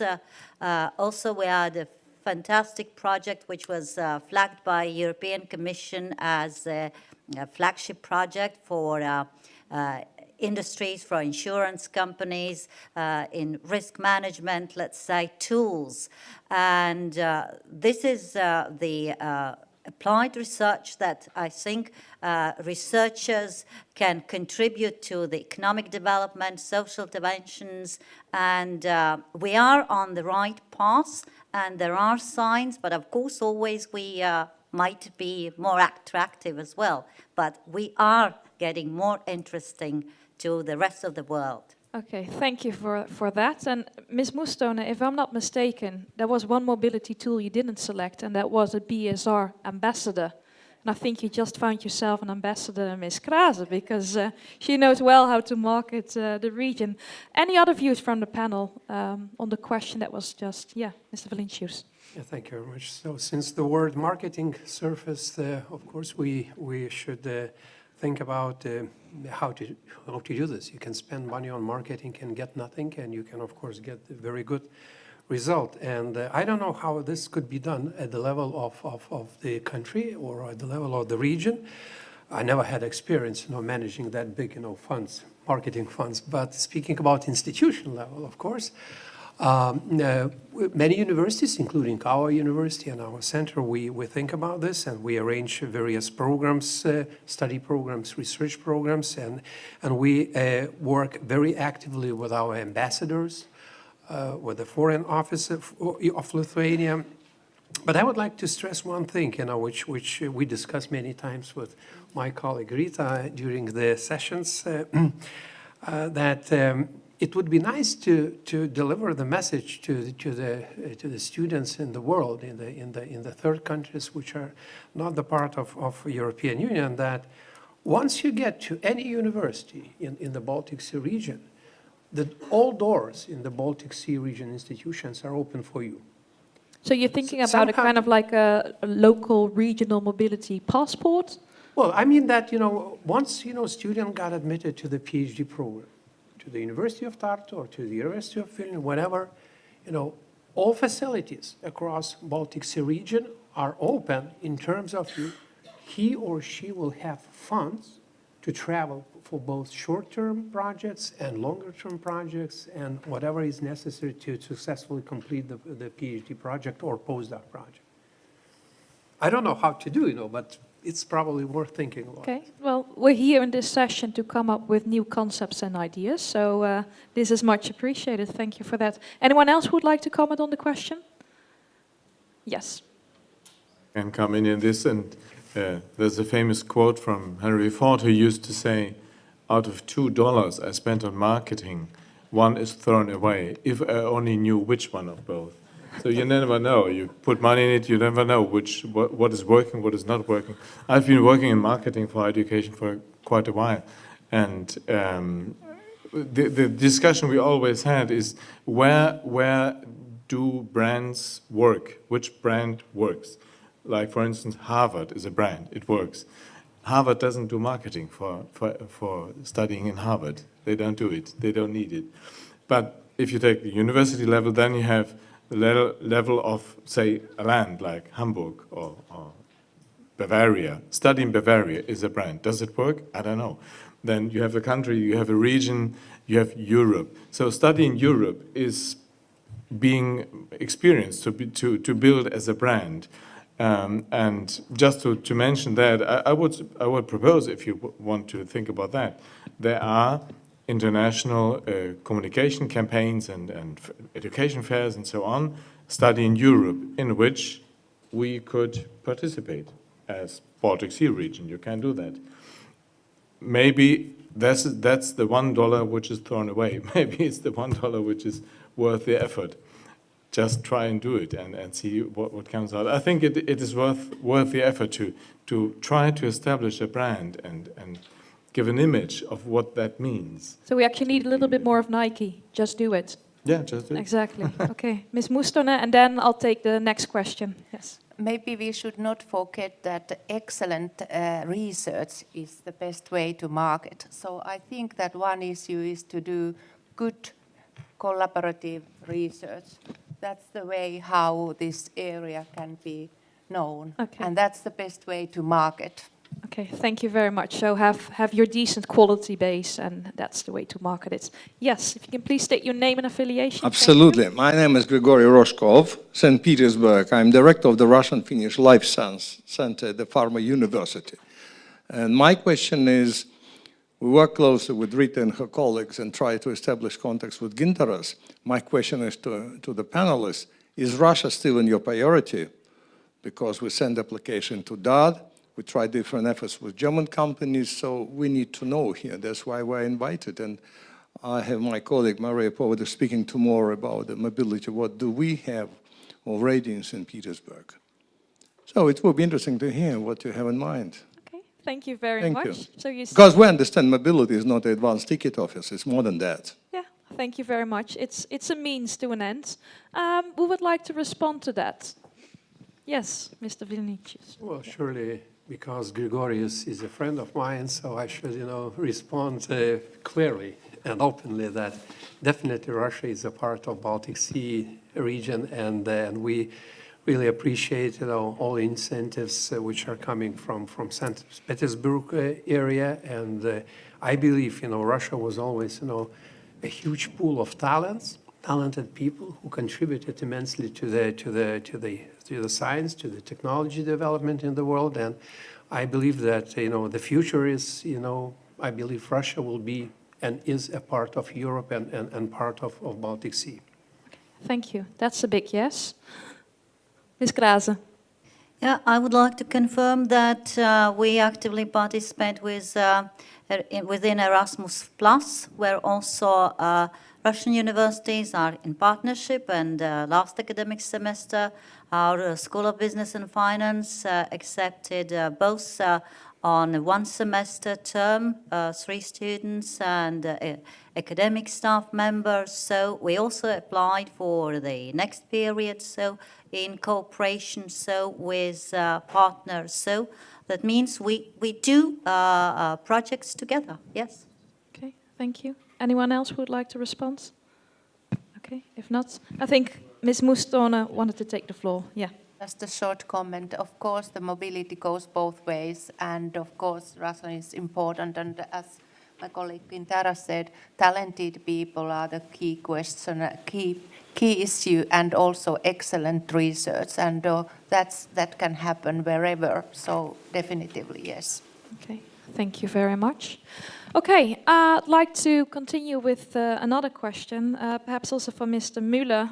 You already talked about changing mobility flows, and how can one actually fix an unbalanced mobility flow? Is there a kind of a solution for that?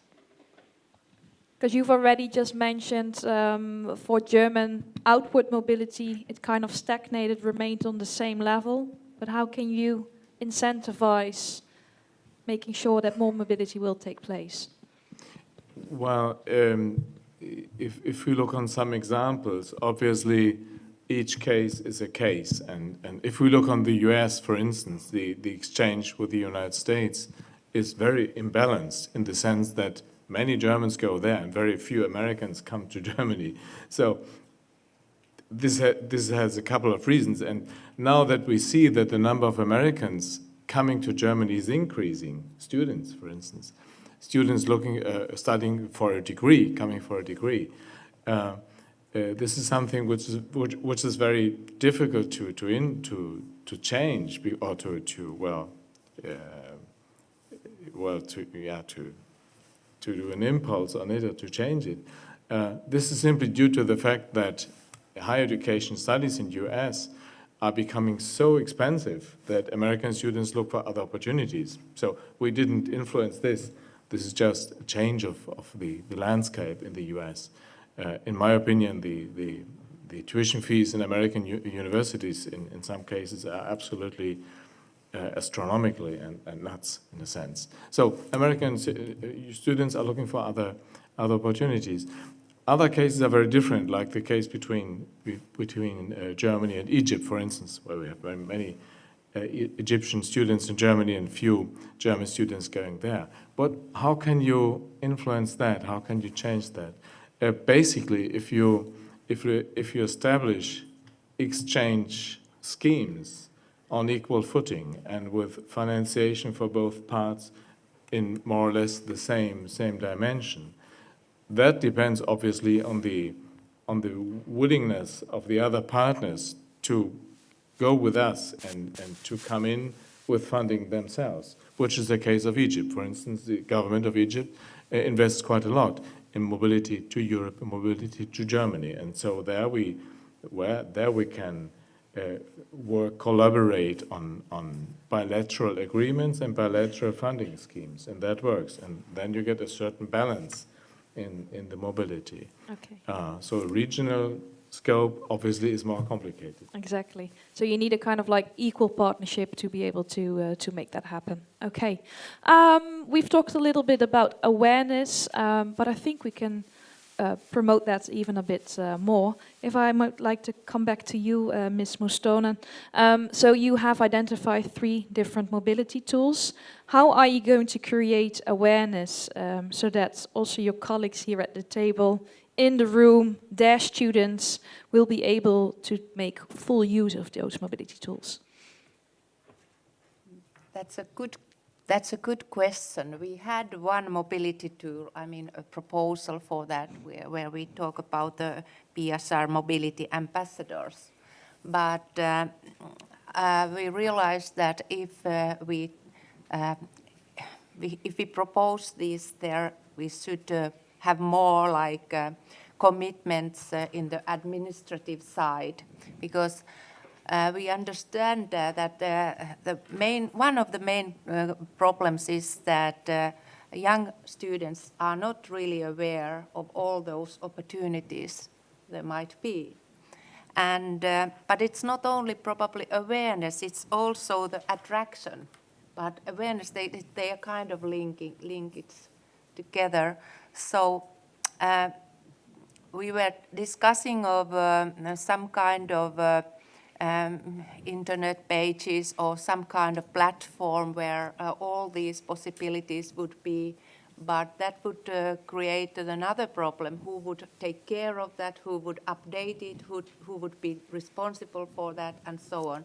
So this is definitively something what we need to come back when we have first checked this pilot thing and these first 3 proposals. Okay. How to improve that. Thank you so much. Let me also ask the youngster in this panel, Ms. Kinsiko.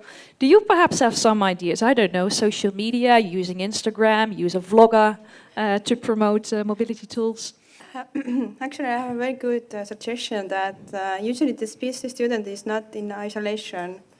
He or she has a supervisor, research group, so I think that is the main target you should communicate it to. It's not only administrative people, but if your supervisor says that she or he is not mobile, him or herself, then that's leading your way to not being mobile also among your PhD students. Okay. So I think that if your supervisor says that you should go abroad, you should meet other people, you should participate conferences, workshop, etc., I think that's leading by your example. I think that is the way we should communicate this. Because I got my ideas from my supervisor. She told me basically that, okay, I don't know about everything, but I know people who know what you need to know. So I went there, who knows something, what I needed to know. So I think that's the way to do it, usually. So just ask and you'll find the right person. People, yeah. Okay, thank you very much. I don't know, for example, how does your Russia accommodate that? Awareness, attraction? Yes, I would say that through practical things and joint publications. So that this is one of the most successful ways, and jointly seeking participations in different projects, and also Eurasia organizes annual international conferences where we invite partners, and now for short pitch presentations on their best practices. That's a huge opportunity to learn about new things. Last year we had the Eurasia conference in Tallinn, so the major topic was digitalization. So, and of course all these issues that come up today, and I coming from myself from a business school, so we have really set a very important task to make sure that our students know about new business models, platform-based companies, design thinking and digital disruptions and creative disruptions and all these things, yeah? And these are interesting issues that come up and might bring benefit to new innovations and put young students together already at bachelor and master level. We have projects where bachelor students work in one project international with master students, engineering students in Belgium, for example. So these are the ways doing as many projects together as possible. That's my answer. Thank you. So connecting them to the real world to see how theory and practice come together. Mr. Valentius, any experience from your Life Sciences Center? Actually, I would agree that the bidirectional nature of mobility would be an ideal case for the Baltic Sea network, but we should be realists. The mobility is related to the funding, and of course different Baltic Sea region countries have different capabilities. For example, I don't see any chances for Lithuania to compete with the city of Hamburg with regard to funds, which can be allocated for long-term projects, big grants. But speaking about small grants and speaking about different approaches, maybe innovative approaches, I see Lithuania quite competitive place. Even if we have partners in Germany, in Finland, or Denmark. So, and the innovation should probably start at the institutional level. Institutions should somehow, find ways to create conditions for the scientists, young PhD students, and create opportunities for them. And they should, feel that if they need ever go somewhere to do some measurement or some study, the funds, small funds, initial funds, are available here and now. They must be very flexible.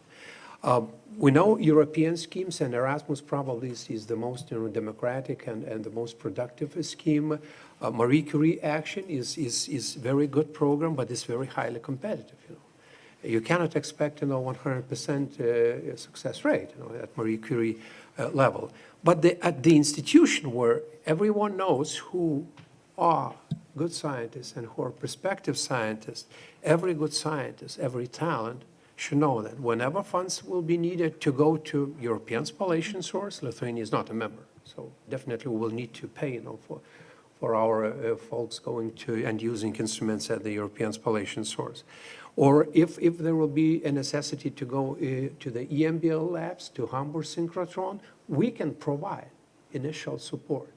So that's the major factor for the young researcher to understand that we do care about him or her at the institution, and if necessary, to do something in terms of support of his or her travel, we are ready to do this anytime.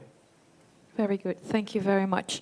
I first like to take one or two questions from the audience, if there are any. Thank you very much. I've got two questions. We'll start in the back over there, and then we're going to wrap it up with a final question on the funding, because I think that's the big elephant in the room, always, no matter what you discuss. Your name, please. Uwe Sassenberg, coming from DESY, one of the large-scale research infrastructures already mentioned.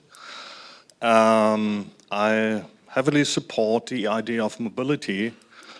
We have even one former colleague, a former PhD, that met his wife on a summer school in the Baltic Sea area. He came from Great Britain, she from Russia. And that brings me to an already installed summer school, that is the Rakiri Summer School, an initiative of Sweden, Russia and Germany. And I think we don't need to reinvent the wheel. But, so the question is to you, Mrs. Mastonen, and to the colleagues from the agencies and ministries.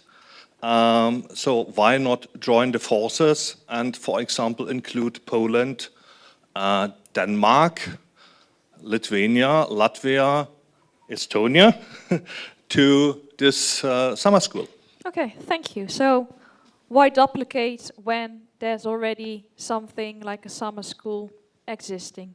Ms. Moestone, would you be willing to comment on that? We don't need to duplicate. Of course, if there exists already something we can join and enlarge and do, that would be definitively the best solution. I mean, basically the question what has been discussed when establishing this, what you explained and what we have been discussed, the problems and challenges are the same. And if there is already a proper model, that could be used, of course. That was not the meaning. That was just the model what we were discussing, that would be a summer school would be a good idea. Okay, thank you very much. And someone would like to tap into that straight away. Can I have a microphone? And then I'll take the question there. I think, Katarina, you have a question related to this, right? Yeah. Yeah, okay. Okay. Hello, my name is Katarina Röbelen-Vogt, and I'm project manager in this Baltic Science Network. And one idea was really this mobility tool is also for existing summer school, that they can apply for money for additional contents, activities, whatever. So the basis for our concept and development was actually Rakiri Summer School. Okay, thank you very much. And if you, yeah. Thank you very much. And if there are any further questions, then I think if you want to set up a summer school or tap into the already set up summer school by this mister, I think, will you be there for the coffee break? Will you be there for the coffee break? No? Yeah, I'm looking at you. Yes? Okay.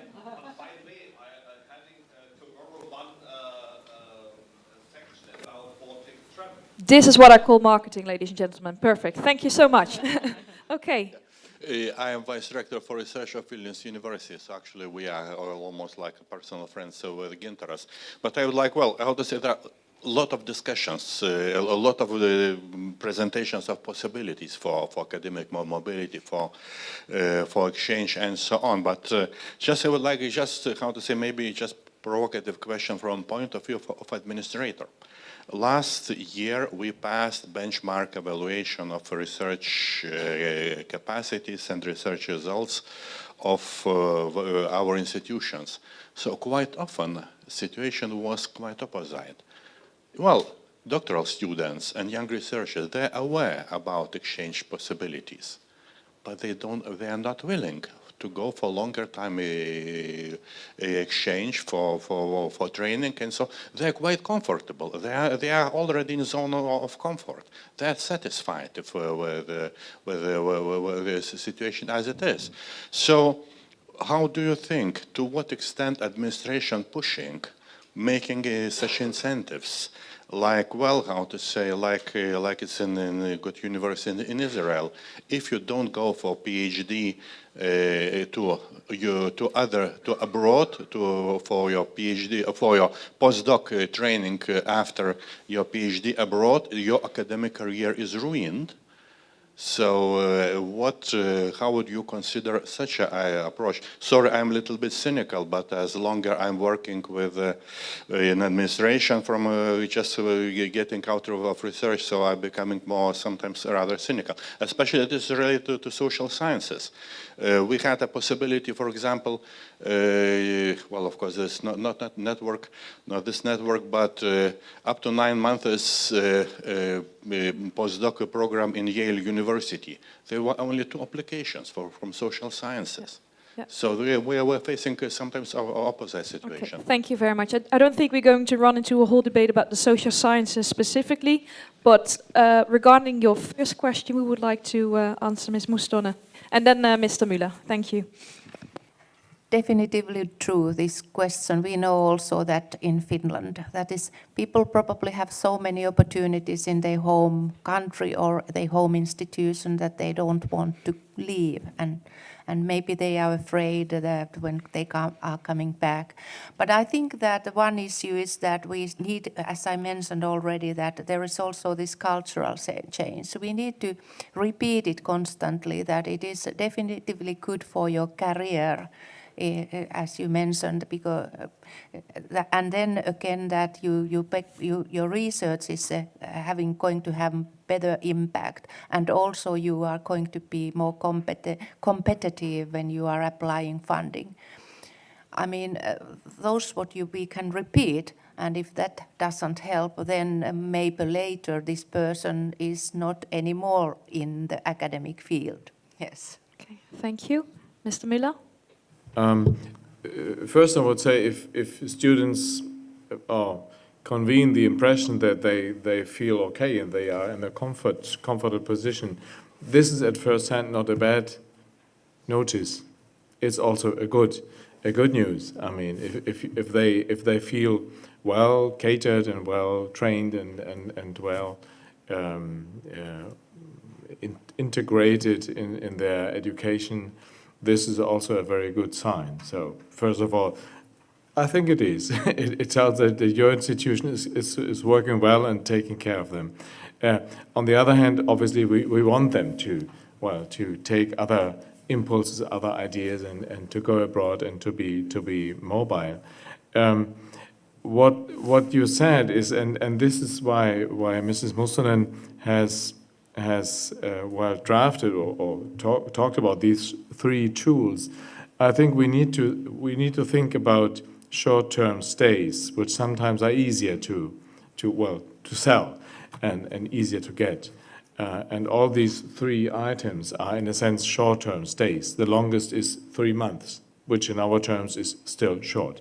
We would consider long-term from 9 or 12 months on, or more than 1 or 2 years. So these are short-term proposals we are doing, you have designed. And then what I find interesting and important to say is that there are certain academic careers in which mobility is particularly low, and that is not good. For instance, teacher training. Teachers in Germany, they don't go abroad, and that's too bad. Because after then, when they have finished their education, they will go to a school and they will find an international classroom very naturally. And how do you react to different children, different cultures, different languages, and so on. So students in teacher training, they need to be mobile, they need to go abroad. And we are having a new program specifically on that, because we think they all, more or less all, need to go abroad. Okay, thank you so much. So, yeah. I would like to actually to debate this question of whether they are in a comfort zone or is it something else. So I don't know if you know about your countries. What is the average age of a PhD student when he or she graduates? Do you know it? 28, 29. It's 28, 29, usually in very few countries. I've done many academic studies myself, studying academic career. I'm seeing across Europe, students are getting older. It means that they are in their mid-30s, they are close to 40s, especially in social sciences, they are older. In mathematics, in natural sciences, tend to be younger. So it's field-specific differences. And when you think about mobility packages have to fit this new reality where we have different students from different fields and people with their families in their mid-30s, well, if they have to think moving the whole family or moving only yourself, that's a big question. So it's one way, I think it's comfort zone can be, but also different reasons. So what is the background of our students? Because year by year, studies show that the PhD student is getting older. So that is for Europe. And we are competing internationally with UK, US, where PhD students are actually younger. In UK, they finish around 24 something, sometimes. It can be, if they're very smart, or 25, 26. To be honest, in Estonia, we don't start that early, our PhD studies. And we end them around mid-30s usually, or 40s. Thank you for pointing that out. So if you look at the different instruments and if you want to make mobility happen, you should really cater the different kind of needs per country, but also the different age groups in which you find the PhD persons. Anyone who would like to respond to this? Mr. Vinicius. Brief remark with regard to unwillingness of students to go somewhere abroad. First of all, we need to understand that at least in experimental sciences, people are doing their project in the lab, and just all of a sudden they realize that they need, to go, let's say, to Lund to do some measurements, or to Tartu or to Turku. And what happens next? Someone starts looking for the opportunities to fund their trip. And it turns out that, the funding scheme is strictly arranged. You can apply once or twice a year with the funding agency. And of course, this does not fit into your work schedule. So speaking about short-term projects, one needs to realize that we need to have flexible funding schemes which are readily available ad hoc if someone needs to do something, So maybe Baltic Sea Network Fund, whatever we call it in the future when it will be established, could, fulfill, this gap and make, travel money more accessible to students if they need them for their project. Okay, thank you. And for that, of course, we need to have enough financial means. And that's probably the final question for this panel. What about funding? Is there enough funding available, yes or no? Or how can you attract more funding? Apart from the European programs and schemes that are already there. Anyone who could comment on that? How to attract more funding to make those mobility tools that you mentioned Ms. Moestonen, a reality, but also to come with new mobility tools, for example, the twin labs as proposed by Mr. Valincius. How to attract more funding? Yes. If someone has this holy grail, I think everyone is very grateful. I just want to mention, can I? Yes. So I just want to mention one interesting finding in the survey we carried out a couple of years ago.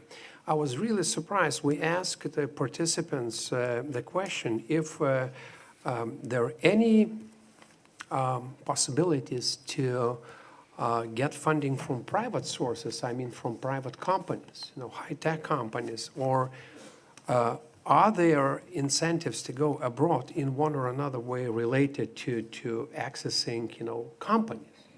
For example, for the life sciences students, I guess, opportunity to go to Medical Valley, to where lots of companies are located related to our field, would be a real opportunity. And I was surprised that the answer was mostly negative.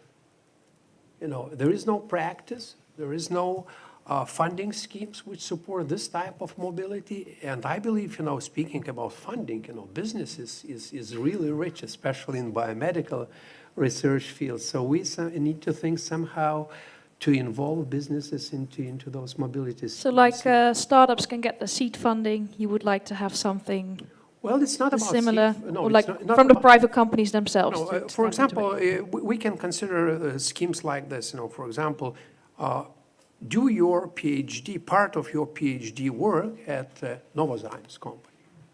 And someone needs to fund this. Maybe negotiations needed with the business organizations and big companies, which might be just initiators of this type of collaboration. But business needs somehow be involved in international mobility of researchers. Yeah. Thank you very much. Final remark by Ms. Moestonen.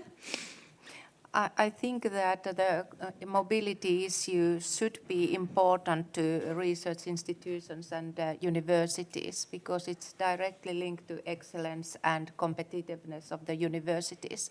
So in this network, we have discussed quite a lot, of the role of funders and ministries, but I think that we need to get on board universities and research institutions, because this is the issue of relevance to them as well. And if they are on board, they need to think about their own strategies and also to figure out if there is funding to this. Because we don't talk about a very big funding. If we pool funding together, it is not so much funding from one individual research institution or university. So I think that in the future we need to have more research actors, institutions. Very good. So pooling funding.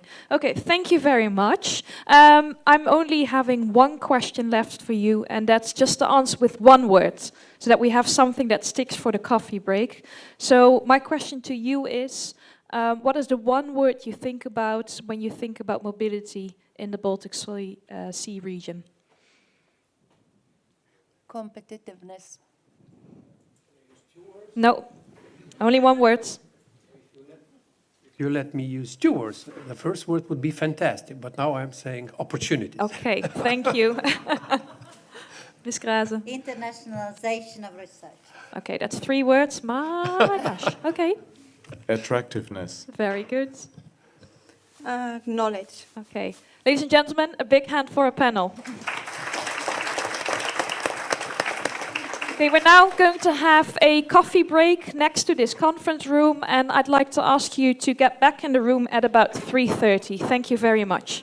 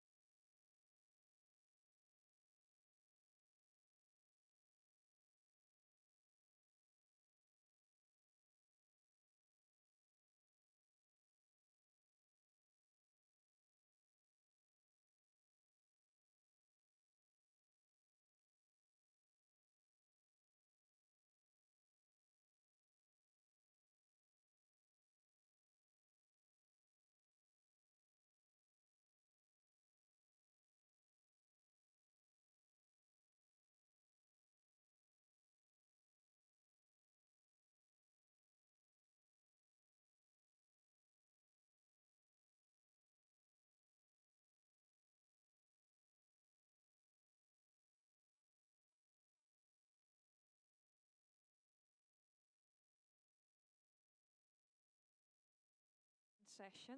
Thank you very much. So I think we've already learned quite a lot during the first session on mobility, and now we're going to discuss joint areas of research excellence in the Baltic Sea region, our answer to the future. Alike with the mobility tools, this has been quite an extensive progress and process as well of mapping and identifying specific regions that can really bring a lot of benefits to the Baltic Sea region. So it is my great pleasure to first introduce to you Katharina Reubelen-Voigt, the project manager of the Baltic Science Network, to give a presentation, and she will be substituting Mr. Klaus van Lepel, who unfortunately couldn't make it in the end. But please, a warm welcome to Katharina.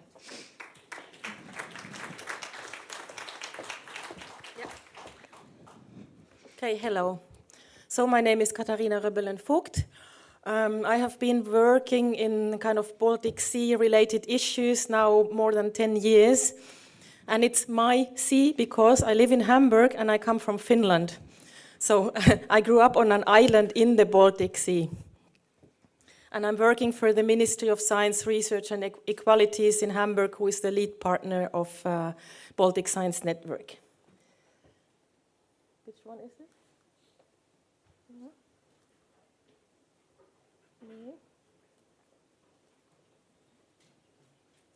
Yes. So before we established the Baltic Science Network, there was very heterogeneous landscape with fragmented efforts in the field of science and research policy.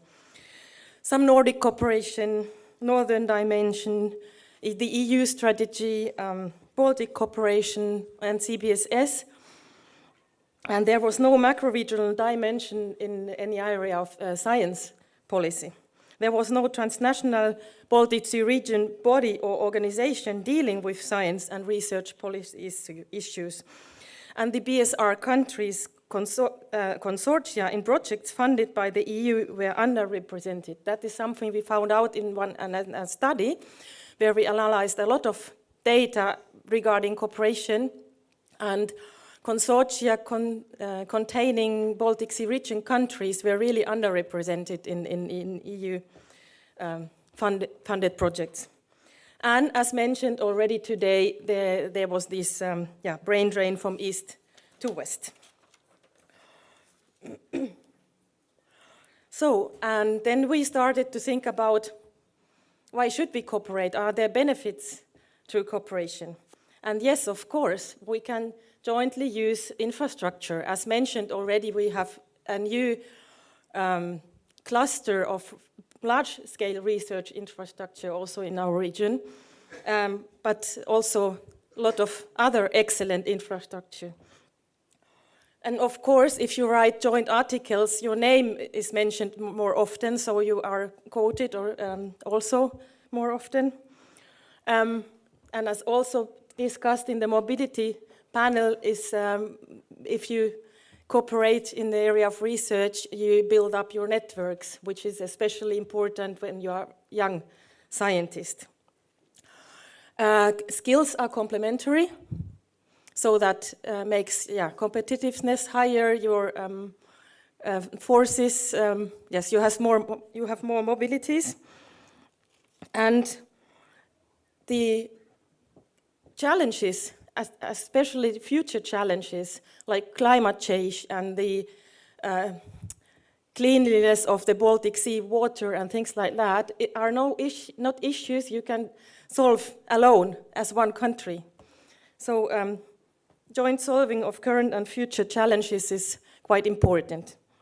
And last but not least, in these times of globalization, you can, of course, have battlefields in the whole world and cooperate everywhere, but maybe if you in the macro region join your forces, you are also more competitive in these times of globalization.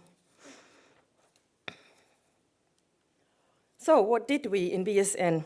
There was a study carried out. One of the authors will be a part of the panel.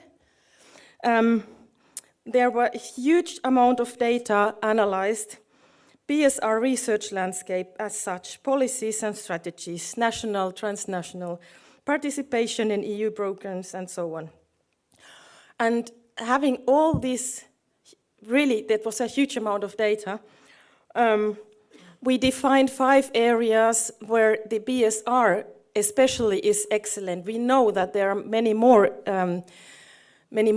topics or research areas where there's excellence in this region, but we looked for something which is excellent, where there is excellent in the most countries, or at least in more than 3 countries, in order to find some possibilities to cooperate. And these, 5 areas were marine research and maritime technology, cultural heritage and identity, life science, welfare society, and materials science. And then we discussed with all partners or participating institutions which would be the most important for them from their national view, or and also we decided to leave marine research out because BONUS is existing already. It's a macro-regional, the only one, macro-regional funding program, and it's focusing on marine research. So we thought there is already a lot of cooperation because there are funds. So our 3 scientific areas to focus were life sciences, welfare state, and photon and neutron science, structural research.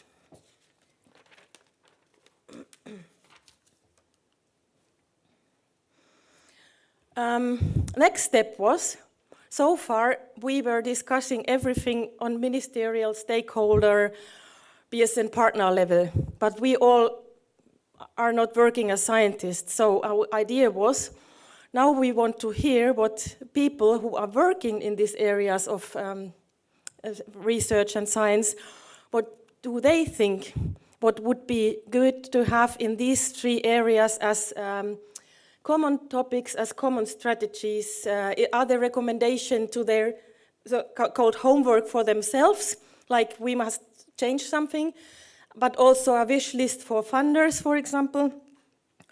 And we had commissioned this study and needed the input of experts outside of the project.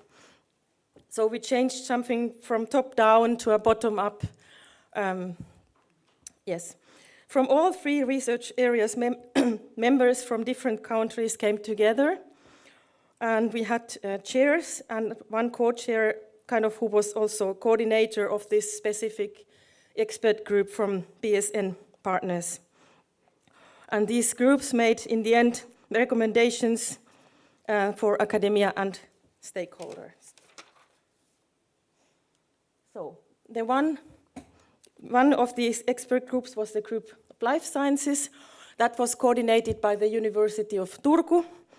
And here's a list of members. I don't want to read all these members, but it's just to give you an example that it was a really international group of people from these research fields with a lot of experience and a lot of input and knowledge they brought with them to the groups.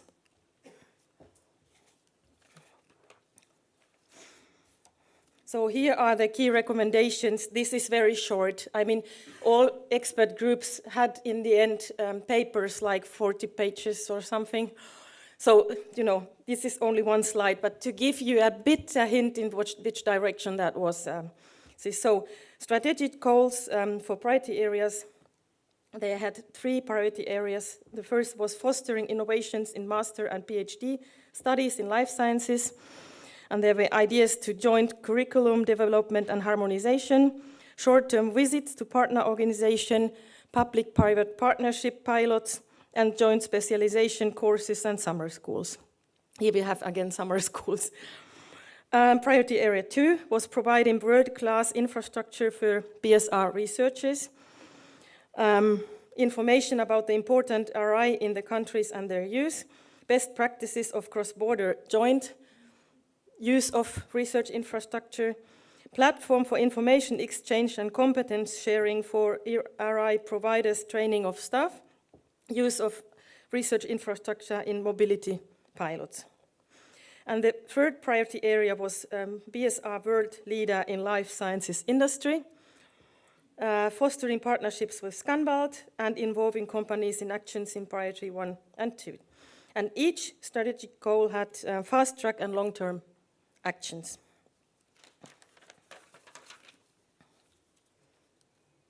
So then we have this expert group, Photon and Neutron Sciences and Structural Research. You can see the members list is even longer. And that was coordinated in Hamburg. The chair was from DESI, which is one of the large-scale research infrastructure in Hamburg, and co-chaired by my organization, by the Science Ministry in Hamburg.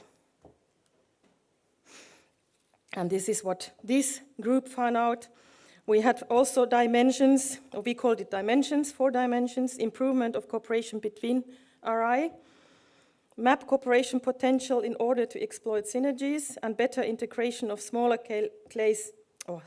scale RI and research institutes into the landscape of major RIs, and joint research groups and professorships, macro-regional cooperation initiatives. The next dimension is multilateral funding schemes, joint programs and projects, to prioritize fostering scientific excellence, long-term funding commitments, and strengthening of international cooperation in national funding programs. The third dimension was mobility and development of scientific, technical, and administrative personnel, support to short and long-term mobility programs, training and education schools, again the summer schools here, and avoiding brain drain, establishment of incentives, meaning also for mobile researcher incentives to go back to their home countries. And last but not least, the fourth dimension is transfer innovation, societal acceptance, and industrial adoption, like national programs for supporting industry science cooperation and joint marketing of the macro region as scientific excellent region. That topic was also discussed in the first panel. And last but not least, there was an expert group on the future of the welfare state. Here's also a list of all experts. This group was chaired by Mia Schoen. I'm not sure how to pronounce that surname, but a senior researcher from Norwegian social research, and the co-coordination was done by CBSS. And here are the outputs of this group: to examine good practice adopted in BSR countries regarding demographic change and integration of older generations in the active labor force. Oh, sorry. Research regarding 2 labor force groups, the youngest and the oldest. You know, still integration because of the demographic change, still integrate the older workforce, but also how to ensure that the young people come to the labor market. Better integration of migrant workers, measures against the emerging social inequalities, exploration and support of dual earner or dual career model, education towards new manufacturing technologies, niche competencies needed, better understanding of the roles of state, market, community, family, and individual in a welfare state, and sustainable welfare state, of course. We have carried out some more studies. This is just, you can see here the titles. Challenges and barriers to research cooperation on the Baltics, in the Baltic Sea region, joint programming in a macro-regional setting, a roadmap for transnational utilization of existing and planned R&I infrastructure. All these publications can be found on the BSN website. And this is, of course, we have a lot of ideas, recommendations, and solutions, but we still see many challenges. So, for example, the Nordic Scandic research cooperation is very strong and has a long, long history. We still have some gap between East and West, where we have to work. That will be topic in our third panel also. And it's not only, there is of course research excellence in the new EU member countries, for example, but it's a question of the missing networks actually, and also knowledge about programs, funding programs, experience in writing applications, and so on. And we have found out that for most researchers, they don't see the Baltic Sea region as such as a target region for scientific cooperations. And what I mentioned already, the BSR consortia in cooperation projects funded by the EU are still underrepresented. I think, yes. Okay. That was it. Thank you. Please give a big hand to Ms. Rebelin-Vogt. Thank you very much. If you can take the seat, the first seat, thank you so much. Then we're going to continue with the panel, and it is my great pleasure to ask to step forward Mr. Kalervo Veninen, Director of the University of Turku, then Kazimierz Muzsal from the University of Gdansk and the Northern Centrum Scientific Foundation, and finally Ms. Gunel Gustafsson, the former Director of Norskforsk. Thank you so much for joining me.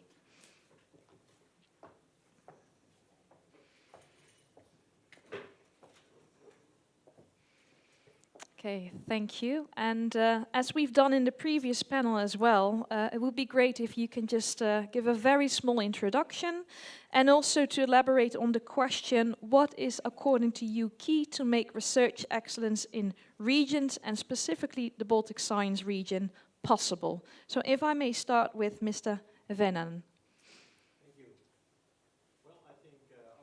Sorry, could you please switch on the button? Thank you. Yes. Yeah. Yes, our university was involved in this Baltic Sea network from the very beginning, representing Finland, together with our neighbor, Åbo Academy, which is Swedish-speaking university in Turku. And we have the coordination. We were coordinating the work package mobility in higher education and research, as was already mentioned, and then we had leadership in this joint strategy work of life sciences. What comes to this second question, that what is very shortly important for this Baltic Sea region concerning the science, I think that to give very short answer is mobility, collaboration, and money, in this order. Okay, that was it? That was. Oh, perfect, that's 1 minute. Okay, thank you very much, and that's very clear. Okay, next up, thank you.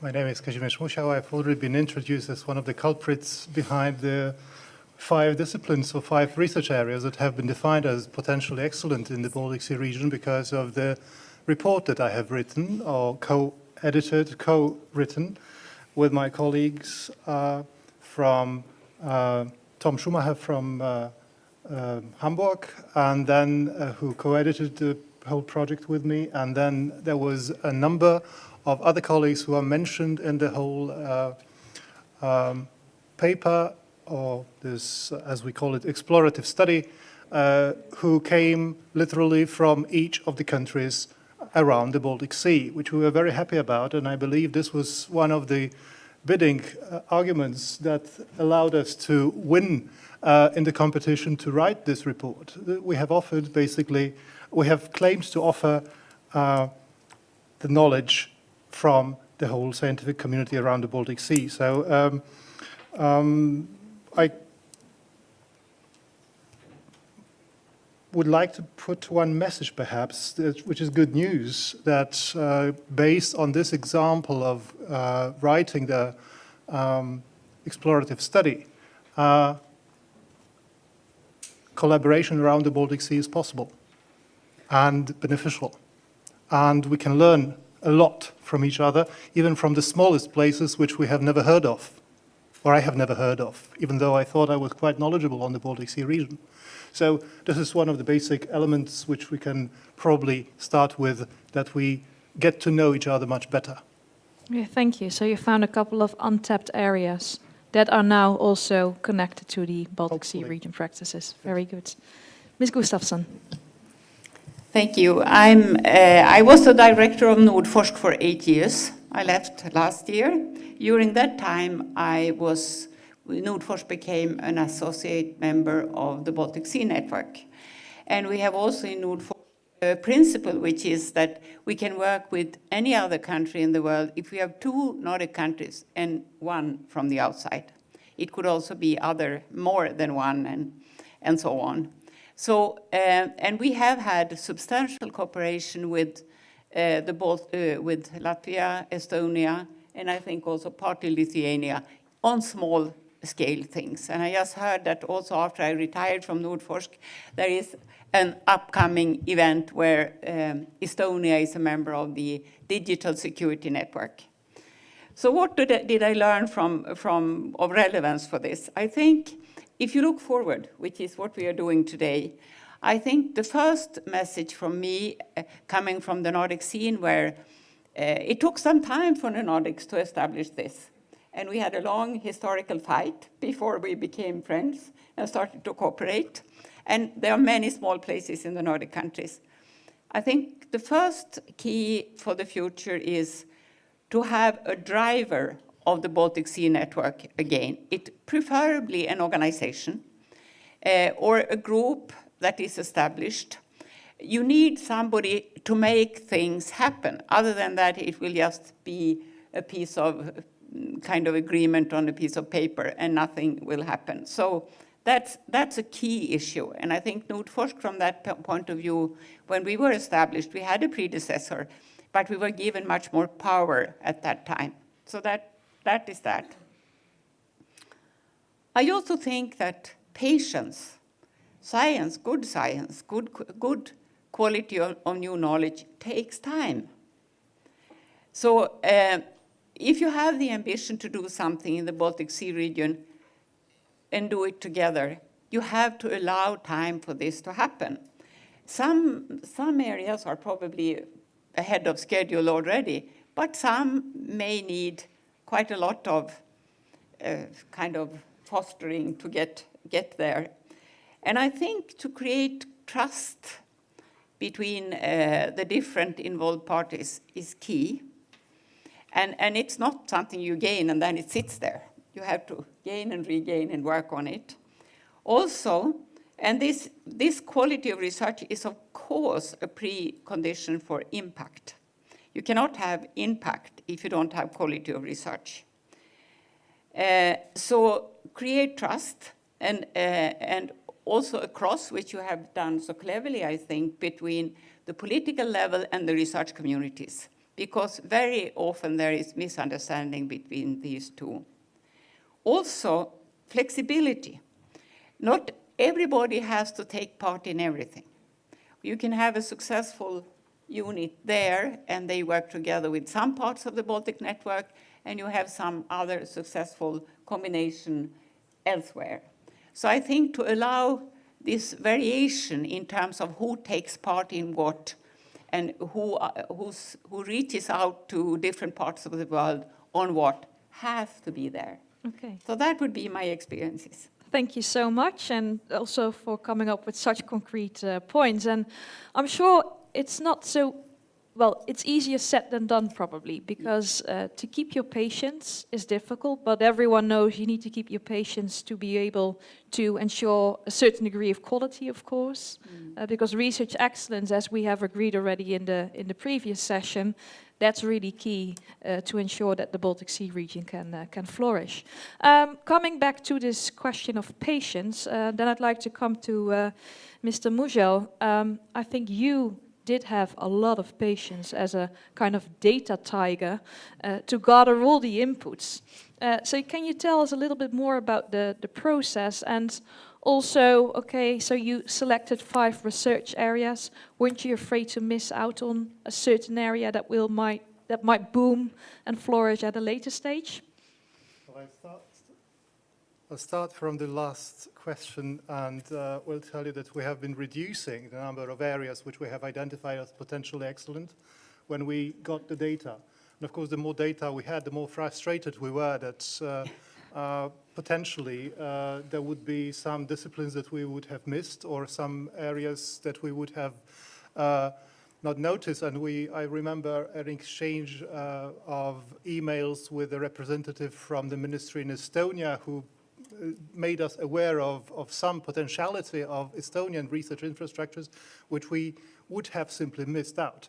But the point of missing things out of the picture was one of the challenges that we had to face to begin with, because this is how to guarantee, when we are talking about excelling in something, about excellence as such, how can you guarantee that you really get the right measure to say that something is excellent or not?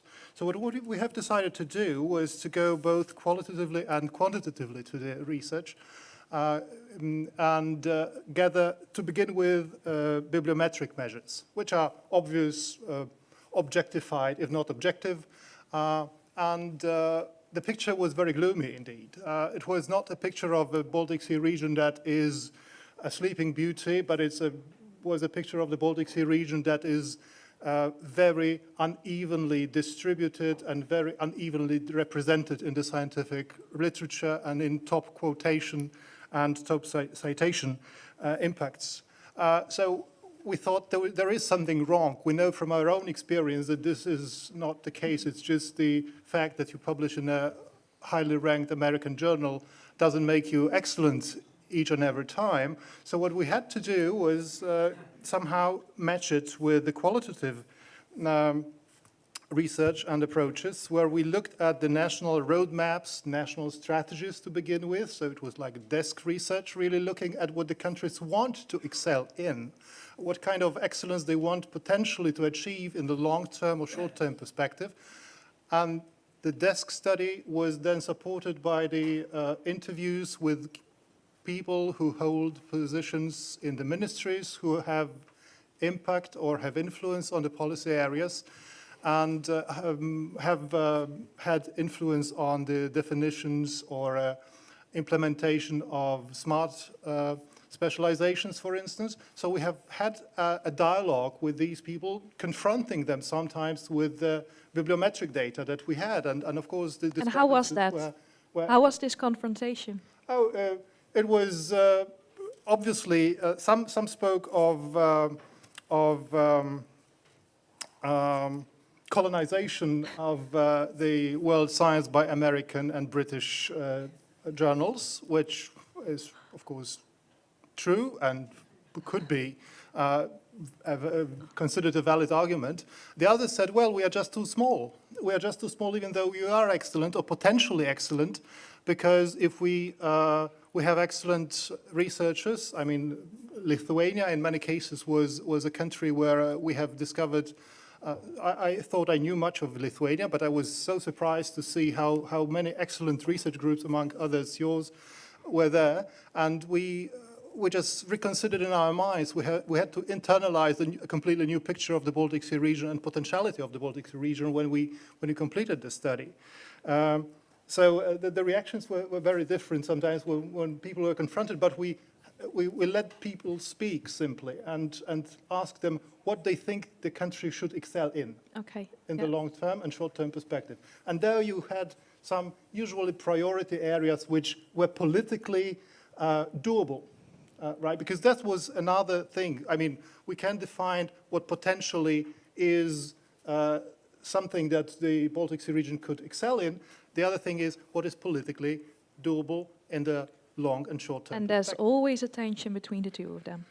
Well, there are just different temporalities, I would say, that are the question of the academic world. You spoke about the time of research to mature, right? So you have a temporality which is much longer than sometimes the government's last. Yeah, but you managed to bring them together because in the end you now have 5 research areas that have been supported by everyone. So that's a very good thing. Ms. Gustafsson, what is your experience? Because you already said you go way back, you fought a bit in the beginning, but now you have a well-established network with Nordforsk. Did you experience the same kind of discussions, I would say, when it came to prioritizing your research areas? this networking period, if I call it that, was before my time at Nordforsk. But before I became the director of Nordforsk, I was board member of Nordforsk, because I was then the Deputy Director General of the Swedish Research Council. And I think the big change came after the reorganization, when Nordforsk was handling some money from the Nordic Council of Ministers, on the condition that the 5 countries in the 5 Nordic countries contributed twice as much. And then we had a common pot call with international peers. First of all, we had the funders on our board, so we could continuously update the strategic priorities, which was key, I guess. And then when we decided to have a call on societal security or health, or One Health, it was the international peers that did the reviewing. And it was much to the surprise who won the competition very often. So it's a quite mature period at Nordforsk that I experienced. But before that, when we had Norfa, it was more networking, and it was more like research and education. Afterwards, networking, mobility, higher education was part of the centers of excellence that were often the kind of form we announced. Okay, thank you very much. Mr. Van Anen. Yes, I just want to remind that I think that it is very easy to speak about this critical mass and developing the critical mass. And especially from the point of view of research funding agency, I was working many years with in Finnish Academy. It is much more difficult to think, but it is absolutely necessary and as important as critical mass is the critical diversity. Because we can never predict very long time ahead. And if we lose the diversity of research and science, we could very quickly be in the position that we are running out of the competition by our own decisions. I know that this is extremely difficult because, especially in the funding agency, it's very difficult to say that, well, these are our priority areas. Let's put money to those. But at the same time, it means that you are excluding a number of areas which could be even much more important in 50 years or 20 years or so. Okay, thank you. But wouldn't it then be a solution, perhaps, because you have identified those different research priorities? You don't want to miss out on anything, you said, Mr. Van Eynen, so you need some kind of diversity. But can't you really have some kind of like horizontal pillars? For example, we live in an area of digitalization, AI, robotics becomes very important, and we need to step up our efforts there in Europe. Can that be like a horizontal pillar that you can use to kind of boost this diversity? What's your opinion on that? Well, definitely, I think it can, and I'm not saying that we should not do these prioritization or profilation, but just to remind that there is, as always, there is another side of the story. Very good. Which is also important to remember. Thank you. Who would like to react to that as well? Ms. Gustafsson. I very much agree that you need this broader competence on a kind of disciplinary level, especially now when we live in the area of globalization and digitalization and so on. We might be confronted with some unexpected shocks or challenges where we need different competencies from what we think now. It's very easy to be caught in the kind of current challenges that we see now. But over time, I think we need to have basic science that is also prepared to work together. And that is the key, that you need both. You need to have a good base but you need also to have preparation to work together. And there, I think the opinions has changed quite a lot. It used to be the idea in many research communities that if you work together, you do second class. You have to do pure political science or pure physics or whatever. Maybe the exception is the health field, where it's easy to see that you need to work together. But other than that, but now I think it's not the general attitude anymore. So I think we need this broader base, but we can still have priorities. And these priorities also are rather broad, the ones that are identified now. So from there, we could do a lot of different things. Okay, thank you very much. So you have the priorities. You're mentioning and suggesting we need a kind of a broad base as well. As you might know, within the European Commission, there's talk now about the mission-oriented approach. Yeah. Do the missions offer a kind of a solution in that sense? I'm not sure I understand the question, but I think that the mission-oriented approach on the EU level is very much a response to the kind of attitude science for science only. This is science for society as well. So it has to have some kind of mission, yes, some kind of it needs to end up somewhere, or potentiality, exactly. Not just for the science community so they can grow, but for other things, for more real things, for hands-on solutions to problems with environment or digitalization or other, which we don't see now. Thank you very much. Does someone else want to react to this question? Yes? I think this question of critical diversity is so important, and I must share with you one of my frustrations when I eventually saw the number of priority areas or areas that potentially might be excellent going down and down from 7 to 5 and then to 3. Due to public demand, or obviously because of the questionnaires that were received back from the people who are the stakeholders. And one area in particular I was frustrated about was the cultural heritage and identity, because this is something that, especially in the Baltic states, we saw which well, due to the economic capital not being available, as you mentioned, in such an amount, could potentially really contribute on that with respect to the Baltic Sea region's future. Obviously, what I would like to stress that even though we have now reduced this number of potentially excellent disciplines to 3, I think this cultural heritage and identity issues and potential that is in the Baltic Sea region could potentially also solve a number of questions or issues that you have identified in the first panel.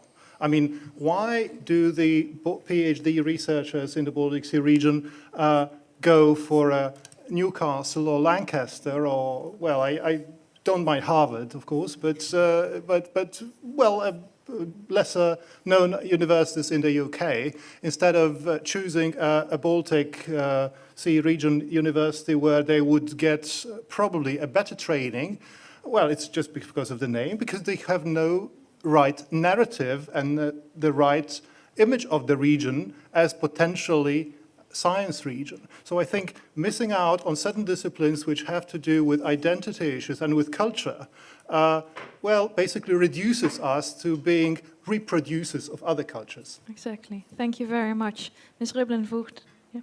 I just wanted to comment, we have not deleted them from the list or reduced the list in that sense, but we had to look at how much manpower we have in the project, and we could only establish 3 expert groups, not 7.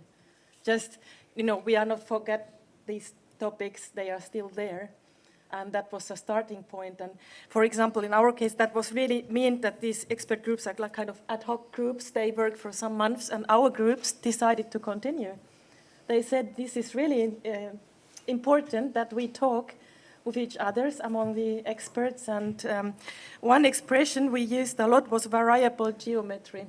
And that was the idea that if programs or corporations are too fixed and everyone has to be there, there's always someone who does not want to do that. So for every topic you have to sort out who is interested and who should be involved. And then one point also was, because we here have these areas of research, that cross-disciplinary research, of course, also becomes more and more important. Okay, thank you. And if we want to tackle them all, we have to come back to the third point of Mr. Venanen, and that's funding, right? Always important. Okay, ladies and gentlemen, I would also like to turn my attention to you. Are there any questions from your side that you would like to ask the panel? Anyone who has a burning question? No one? Really? Okay, then I'll just take it back. I'd like to come to Mr. Venanen. This is a question really related to the research performance, because we can have a lot of ambitions. Are you talking to me? No, sorry, no, to Mr. Venanen. Yeah, I was looking at you, but exactly. So the research performance between the countries in the Baltic Sea region really has a great variety. So how can one close this gap in research performance? Well, I don't think that there is a simple answer or easy answer. You can try. But if I try, I would still prefer to put this mobility of researchers and students in the first place, because that is the way how we can much more rapidly than any other way reduce these differences.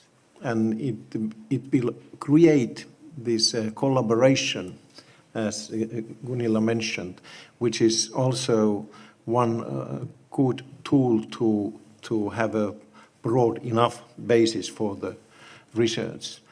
So I think that the first panel actually took the whole how you say, the most important thing, that because I think that this we should find new ways to enhance the mobility. Otherwise, this Baltic Sea region will never be very powerhouse of the science. Okay, very good. And it's a fair point. And in essence, those kind of sessions that we organize today, they all need to be interconnected. And then we come back to the point that indeed mobility is the foundation of everything.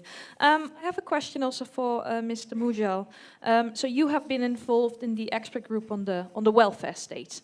And we've seen for all the expert groups a great set of recommendations. But the only thing, of course, that counts is to go from recommendations to implementation. Can you elaborate on that? How can you then implement those recommendations? Well, I think I've already started touching upon this issue and speaking of different temporalities in the scientific life and in the political life, which is probably one of the biggest challenges. And behind that, you have, behind those different temporalities, where you, in science, knowledge and expertise, you need time and sustained support to guarantee the results in the long run. And sometimes, or very often, you do not know when you start what the results will be, if they are any good.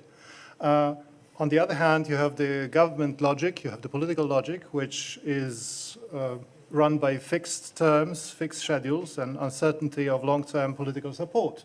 So I think this is one of the challenges that really is there in the background whenever talking of translating any findings or any potential good solutions into politics, to convince the politicians, to show them that, well, there is an added value. Well, you need to keep in mind that there are just different logics behind those two worlds. Okay, that's called lobbying, right? Yes. Can I comment? Yes, you can. I think that very often we kind of think that we have the results and then we will tell the politicians. And the politicians think that they won't need that at that time. When I was working at the Swedish Research Council, we had a chair who was a former minister. And he came up with something I think is worth repeating. He created something he called Researchers Meet Politicians. And it was high level, it was in the parliament. Some invited researchers who had previously agreed to be in dialogue with politicians were invited to speak. The concept was that you had to give your business card to these politicians, and when they needed to talk about your subject matter, they could call you. Not then, if they don't have the need then, but later they could come back and maybe not be given the recommendation, but have somebody to talk to who knows something about the field where you really want to make a change. This is 10 years ago or so. I think it still continues because it was such a success. So the idea was to create this dialogue and be open. And also you need, of course, the right researchers that are willing to go in dialogue and have coffee or have lunch or whatever.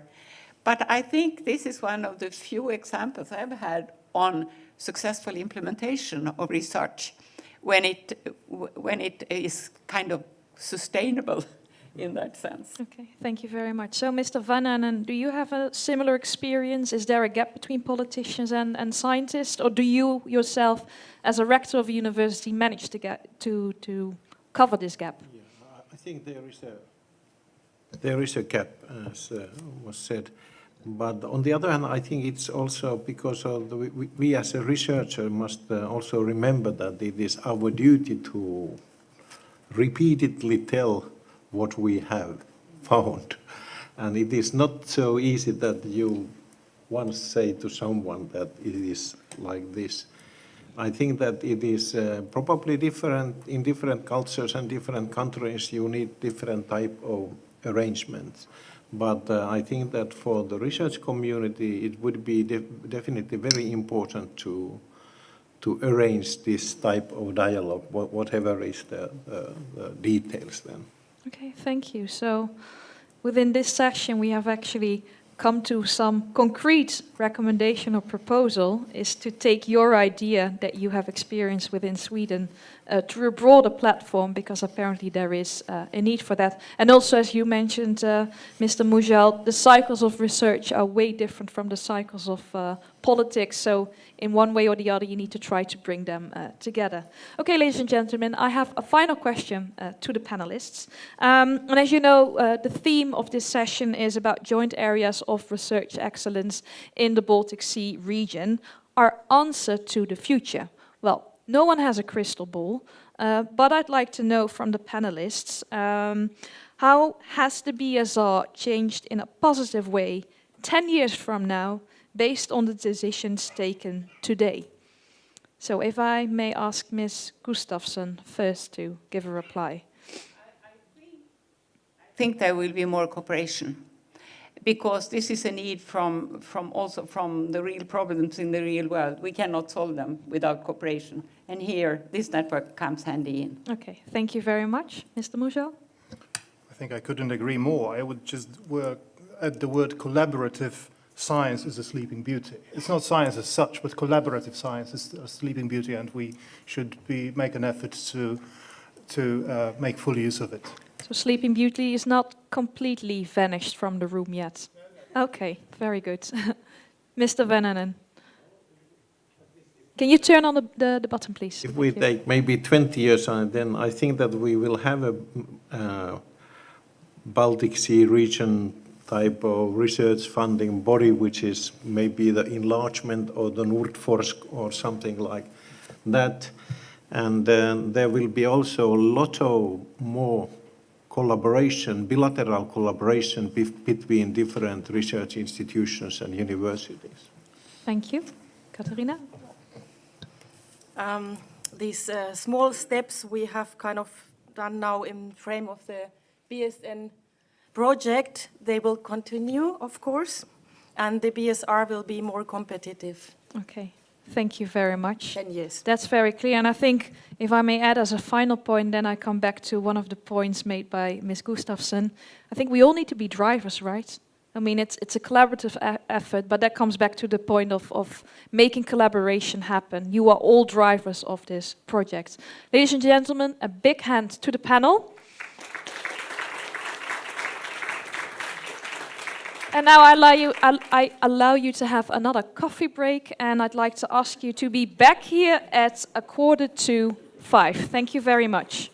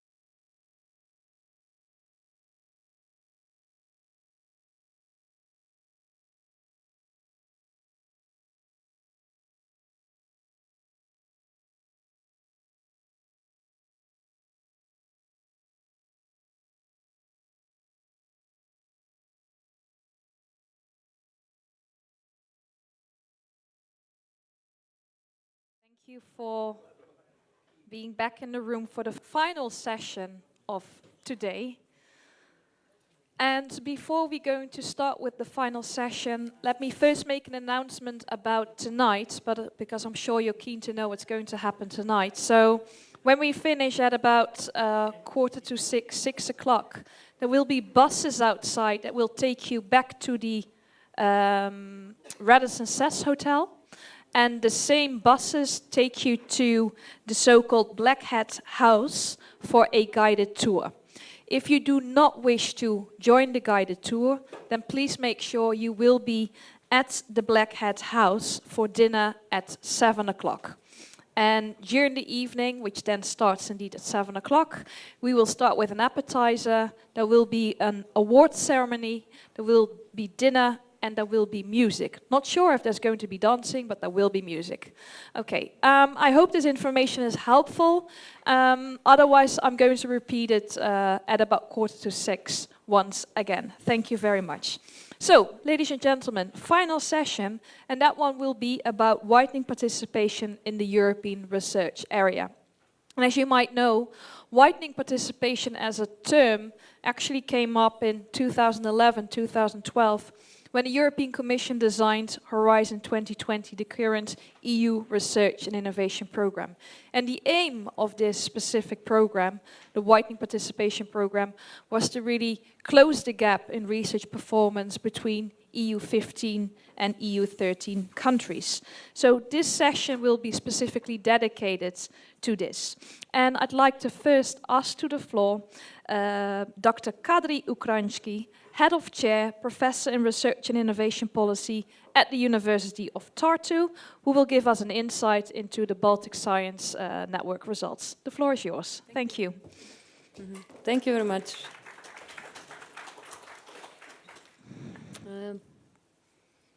Our team was commissioned by the Baltic Science Network to study the participation of moderate and strong innovators in Horizon instruments, but also in Baltic Sea instruments, to see the challenges they encounter, but most importantly, to offer some kind of solutions. And we were especially commissioned to bring out the novel solution in terms that the solutions or instruments would not have been used before in this Baltic Sea region. So I'm trying to not to touch mobility and infrastructure, as you all know. So maybe a couple of words only about our study. That we used a bottom-up approach. That means that we were actually asking the researchers from different countries what is holding them back, which instruments they use, what experience they have, and use the data triangulation with the participation statistics. And based on that, we formulated different joint challenges we saw. And based on the challenges, we tried to figure out what kind of solutions could be found. And maybe I would first go to the challenges. Okay. First of all, what we discovered, and actually what Katarina said here before, the close physical or geographical proximity of those countries is not enough for research cooperation, and we cannot expect it just to happen. And what we also found is that the efficiency of our research and innovation policies that try to steer the researchers towards greater cooperation, it depends more and more on the functional proximity of the research that is done in the region and in the countries. And what I mean by functional proximity, it's the knowledge and innovation generating capacity in different countries with such focuses that is attracting the others to join. Okay, so it's kind of like if you would try to simplify it, it's a degree of symmetry or asymmetry of knowledge or innovation potential in those countries. Okay, so if the asymmetry is smaller or symmetry is larger, then it's easier for the knowledge to flow from different partners to each other, right? So we should try to increase this functional proximity, because the different domain-specific, but also globalization-related or nation-state-specific interests and dynamics are not always helping to integrate this region, but rather are pulling the region apart. So this was one challenge we thought we should tackle with our instruments. And the second one was that there was a variety of instruments in Baltic Sea region, which was very good on one side for the research, that they had a variety of different funders and programs they could try to find or apply for a research. But on the other hand, there was greater difficulty to keep track on them for the researchers, but for the ministries and for the intermediary organizations, it was really harder and harder to steer this kind of cooperation because of the variety of instruments and large number of them. And what also we have found in different countries, that sometimes the funders were not very actively willing to contribute to the common pot. So it was kind of another difficulty, that the accession of EU 13 countries or new member state was hindered by. Okay. So some other challenges. Actually, they were already meant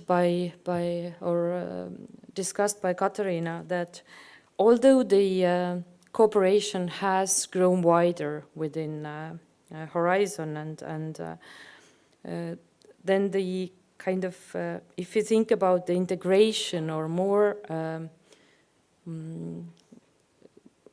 because the other partners in Europe have grown in cooperations as well, right? And the Baltic Sea region and also the newcomer countries, new member states, have not grown in their collaborative relationships as fast as the other. So the aims have not been realized.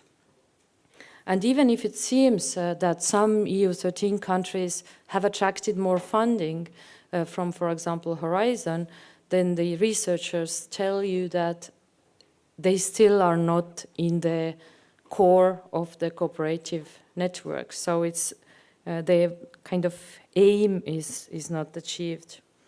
Even it seems that the funding levels have increased. And also one specific challenge, perhaps to new EU member state, is that the new instruments in Horizon, which are related to different partnerships and involving more the user side and companies, they represent another important challenge, because in such innovation systems which are more fragmented, it's difficult to find partners. And the partner finding is further hindered by different let's say, rules, regulations, procedures, habits, which we also may call relational proximity between different partners. And I think in long term, this relational proximity is hindering the functional proximity as well, as if you cannot understand the rules and regulations of funding and cannot apply because of that, then your networks are not created. And of course, this is true also for Baltic Sea region in general. If you have where you have a very fragmented and funding structures and also very high variety of instruments. And maybe it's enough from challenges now. Let's go to the solutions that we had tried to find. And here in this first scheme, you have our approach, which we took for increasing the functional proximity on one hand, and on the other hand, to increase the top-down steering possibility for the countries. And we used a very well-known typology of different instruments, policy instruments, which run from sticks and carrots to sermons. And we thought that if you want to have a stronger shift towards the aims that, or solving the challenges that we have found, then we need to use those instruments in combination, okay? So we need, for example, in order to increase the functional proximity, use also both regulative side, like the stick side, and also the sermon side, like talking about it, building the Baltic Sea region, right? And also in terms of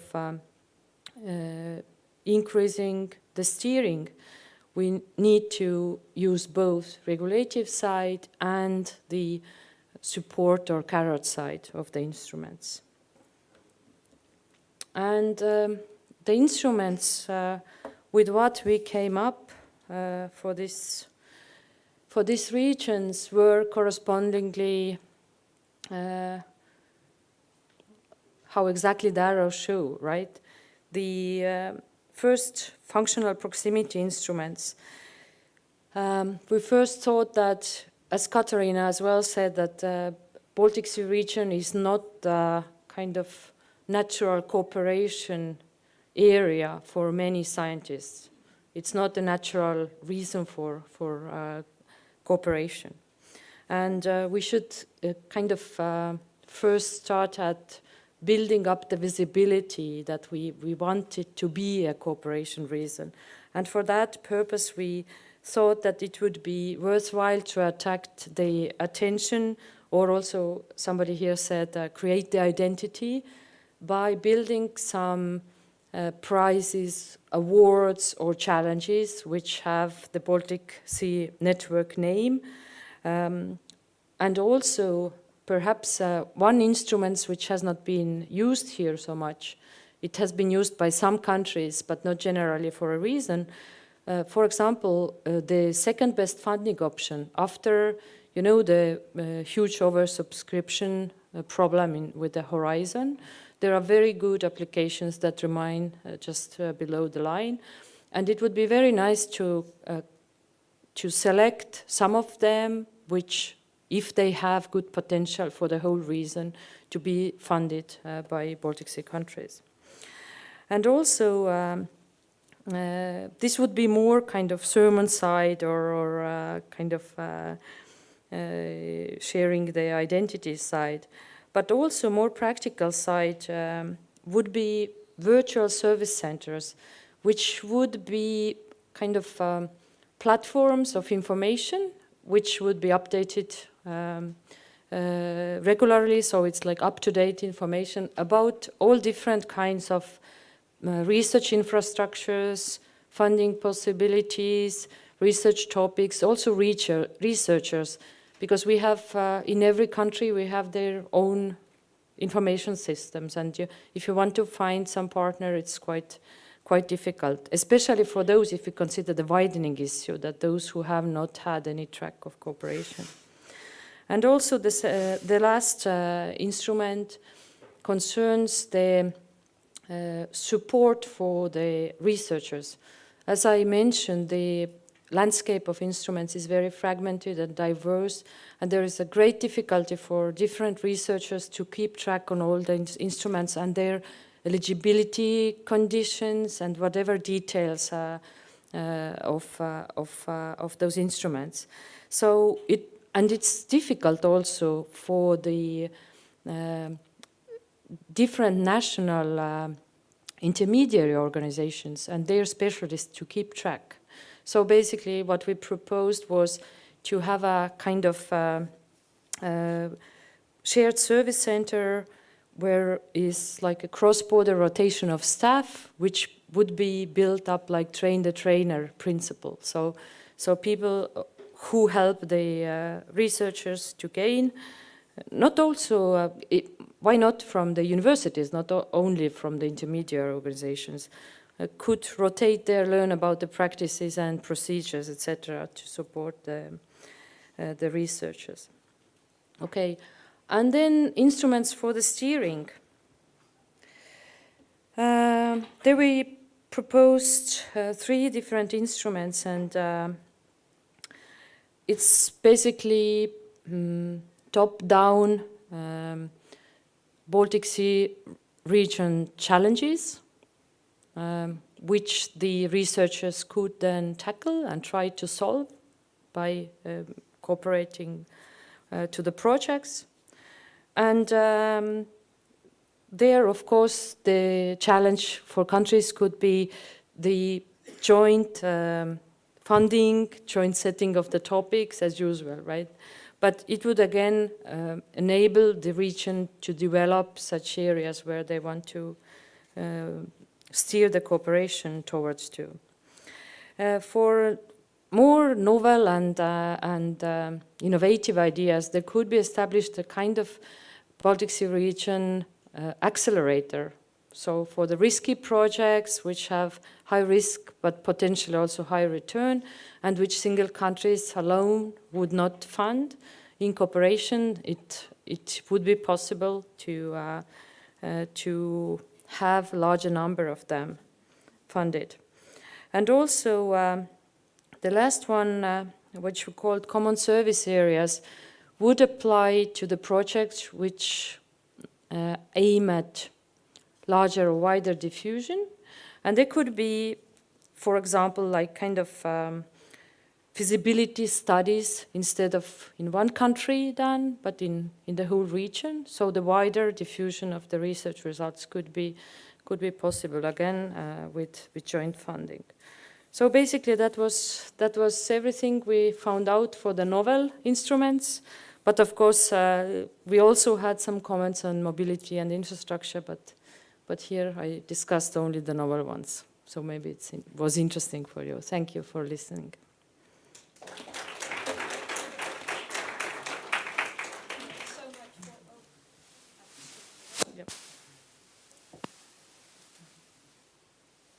As I was saying, thank you very much for your kind contribution. If you can take the first seat, that would be great.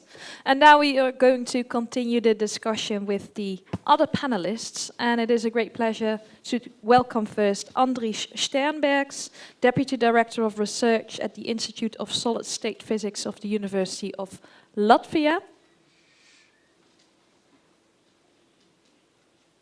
But he is not here. Okay. That's interesting. Okay, then we're just going to continue. Alexander Danda, Director of the Department of Science, Ministry of Science and Higher Education, Poland. Thank you so much for being here. And then also Josephine Tem Parnas, Senior Advisor at the Danish Agency for Higher Education and Science.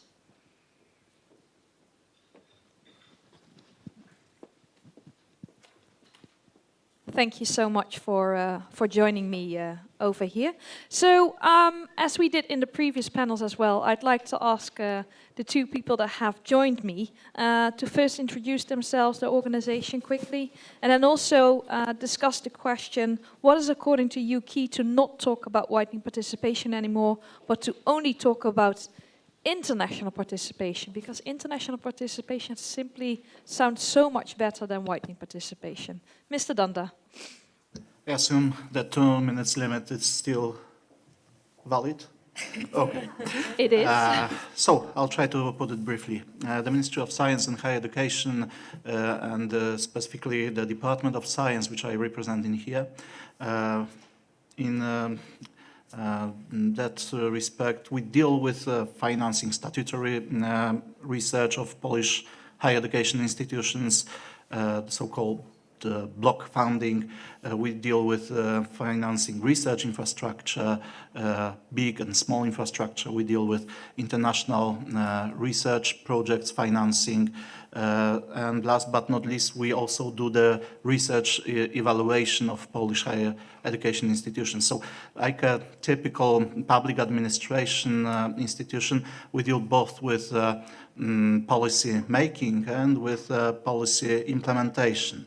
However, in Poland, we also do have this principle of new public management, which means that a part of policy implementation is being outsourced towards the quasi-autonomous non-governmental organizations, the executive agencies, and a part of that is also covering the thing that we are talking about in here, the widening participation, the participation in EU funds for research. So we've got this cooperation with National Contact Point in Poland, which is a part of Polish Academy of Sciences, and also there's the new player in Polish field right now, which is called NAWA, the ship, and that is Polish National Agency for Academic Exchange. So we are in process of redefining who does what exactly in Poland right now, but still ministry is the leading actor in that respect. As far as the key to forget about widening principle, well, I would say that would be the situation where there are no visible, no big differences in success rate for financing research applications. It was already covered in here in brief before. In Poland, we have a dream that once there will be this possibility, this situation when the success rate of people from new countries in Europe, in European Union, they have the same success rate or at least similar success rate as those from the west or south of Europe. And in order for that dream to come true, one must think about action both on national and international level. On national level, there needs to be some action taken by the means of regulation. I mean, in Poland we also did have, and we still do have, this situation of comfort zone, which was already tackled in here before. And what we tried to do was to make it into the big regulation, the new law on higher education and science, which was enforced last year. But, well, on the parliamentary stage, the mobility principle was opposed by some of the parties, so it did not pass. What we did succeed with, however, was to implement it in the lower level regulation, in the ministerial level regulation. Maybe I'll have some more time to talk about it later. Thank you. I already gave you 1 minute extra. I'm just super relaxed for this final panel. So thank you for your contribution. And well, good that you pointed out, okay, only when there's no big differences in success rates we can truly talk about international participation. Ms. Temparnas. Yep. Yep. Okay, so I am with the Danish Agency for Science and Higher Education in the Ministry of Higher Education and Science. I'm heading the EU policy unit of the EU department of the agency. So day-to-day stuff we're dealing with is implementation of Horizon 2020 and strengthening Danish participation in the framework program. And on that basis, providing input for the government's stance in the current Horizon Europe negotiations. So those are the sort of two key tasks so my perspective on widening stem from that, so to speak. And to me, I mean, I could say exactly the same as you, but I'd rather talk sort of solution-wise. I mean, we've spoken about this a lot in Baltic Science Network and today as well. There is no one simple key to widening participation and making that term go away, so to speak. It's a multitude of initiatives on a multitude of levels. And I just wanted to mention one example of the work we've been doing for the last year, because we are doing exactly what everyone else is trying to do to get our stakeholders as involved in the framework program as possible. So getting high success rates and getting more people to take part of it. And we've recently spent 2 years preparing it, a national action plan for Danish participation in Horizon 2020 and sort of preparing for Horizon Europe as well.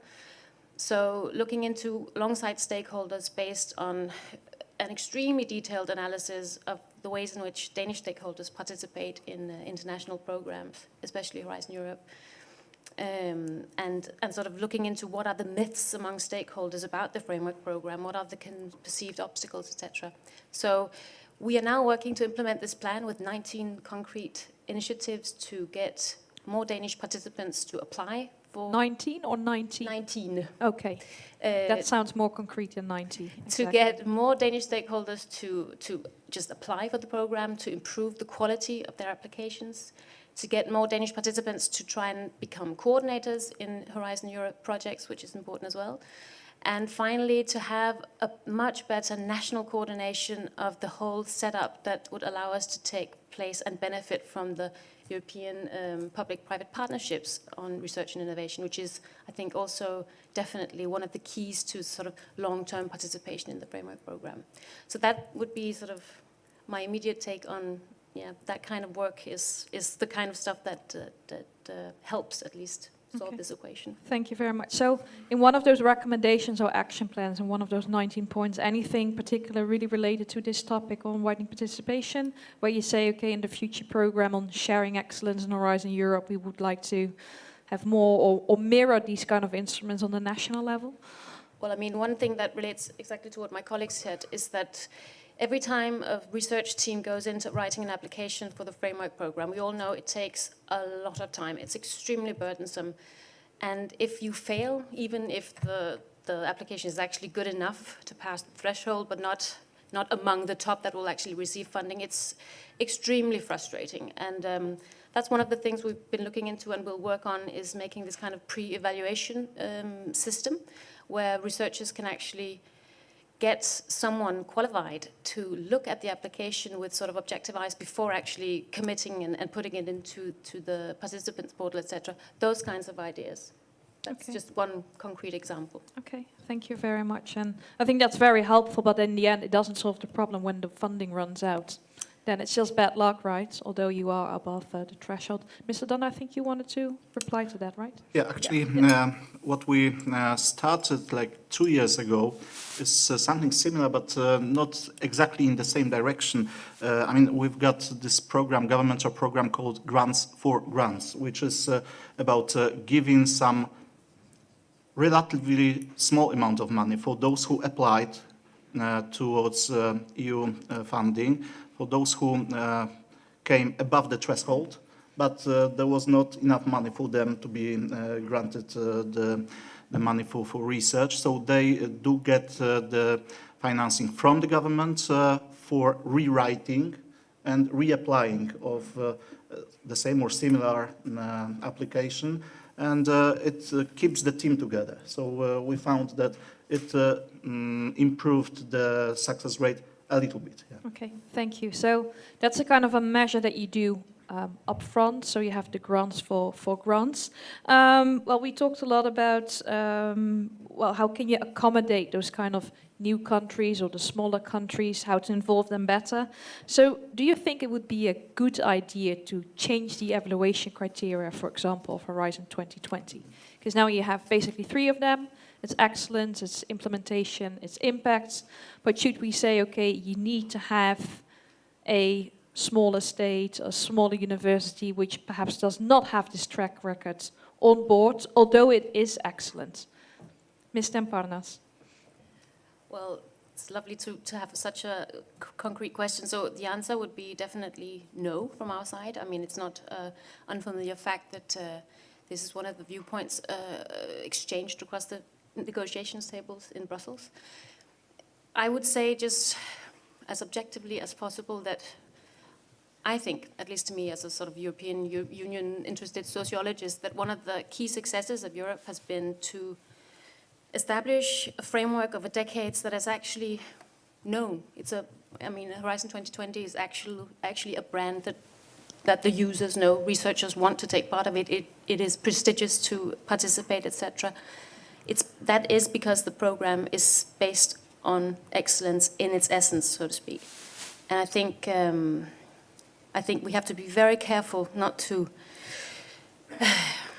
damage the work that we've been doing so thoroughly over so many years of actually getting to that place, because that is sort of, it's an unfamiliar success story, I would even say, of it would be the wrong stuff. incentive. I think we would lose much of the interest that we've actually managed to now get from the researchers that we want to help solve the challenges ahead of us and sort of be the basis of European competitiveness as such. And I actually really mean that. So it's not just a... I see that you're very passionate about it, so that's very good. Dr. Ukransky, what's your view on that? Could you turn on the... Yeah. I think it would help only partly, even if such criteria would be introduced, because it would be valid in case of instruments where you have bottom-up application activity. But in fact, in Horizon, you have much more, compared to FP7, for example, instruments which rely partnerships and investments where this doesn't matter really. And also if you say like that the enterprises or SMEs are the largest group participating in Horizon, then also my question is that how would it be applied there? So it's what I see.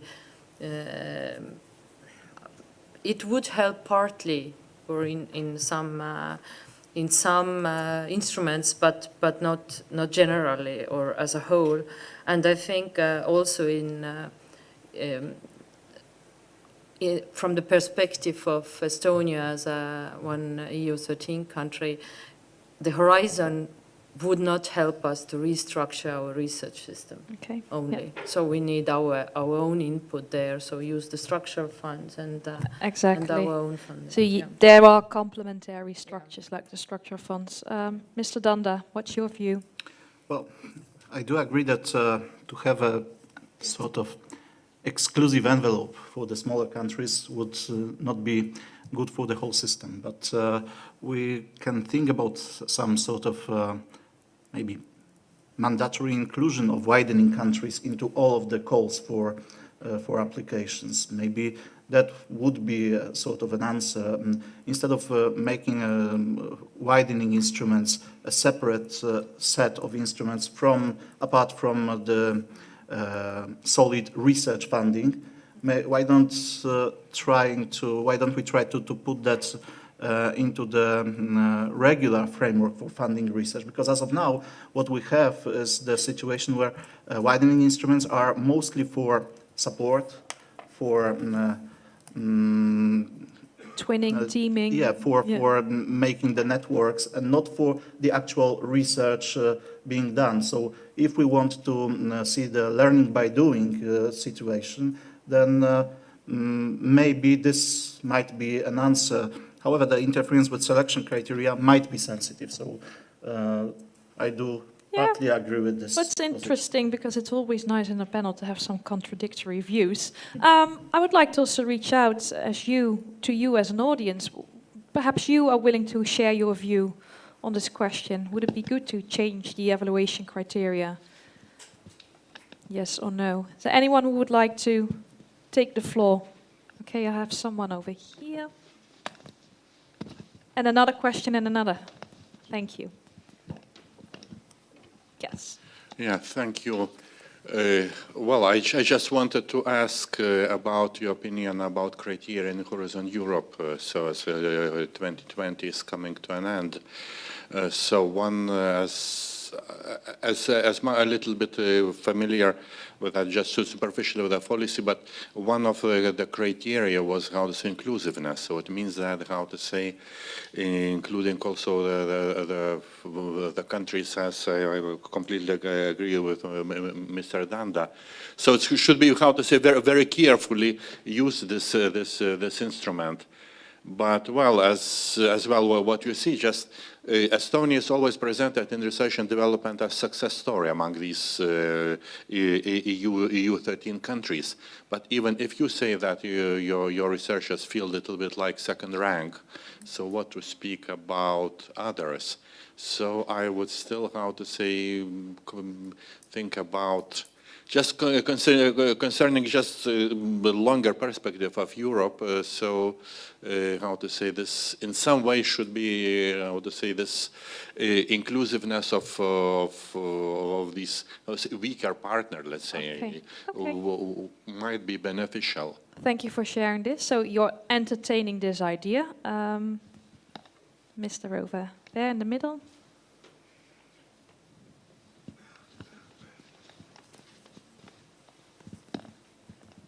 Can you please state your name as well? Yes, Christian Schäfer from the DAD office in Bonn. Concerning the criteria, I must say that at least personally I have the same opinion as a colleague from Denmark, so I think one should stick with this criteria because this is a profile of the program.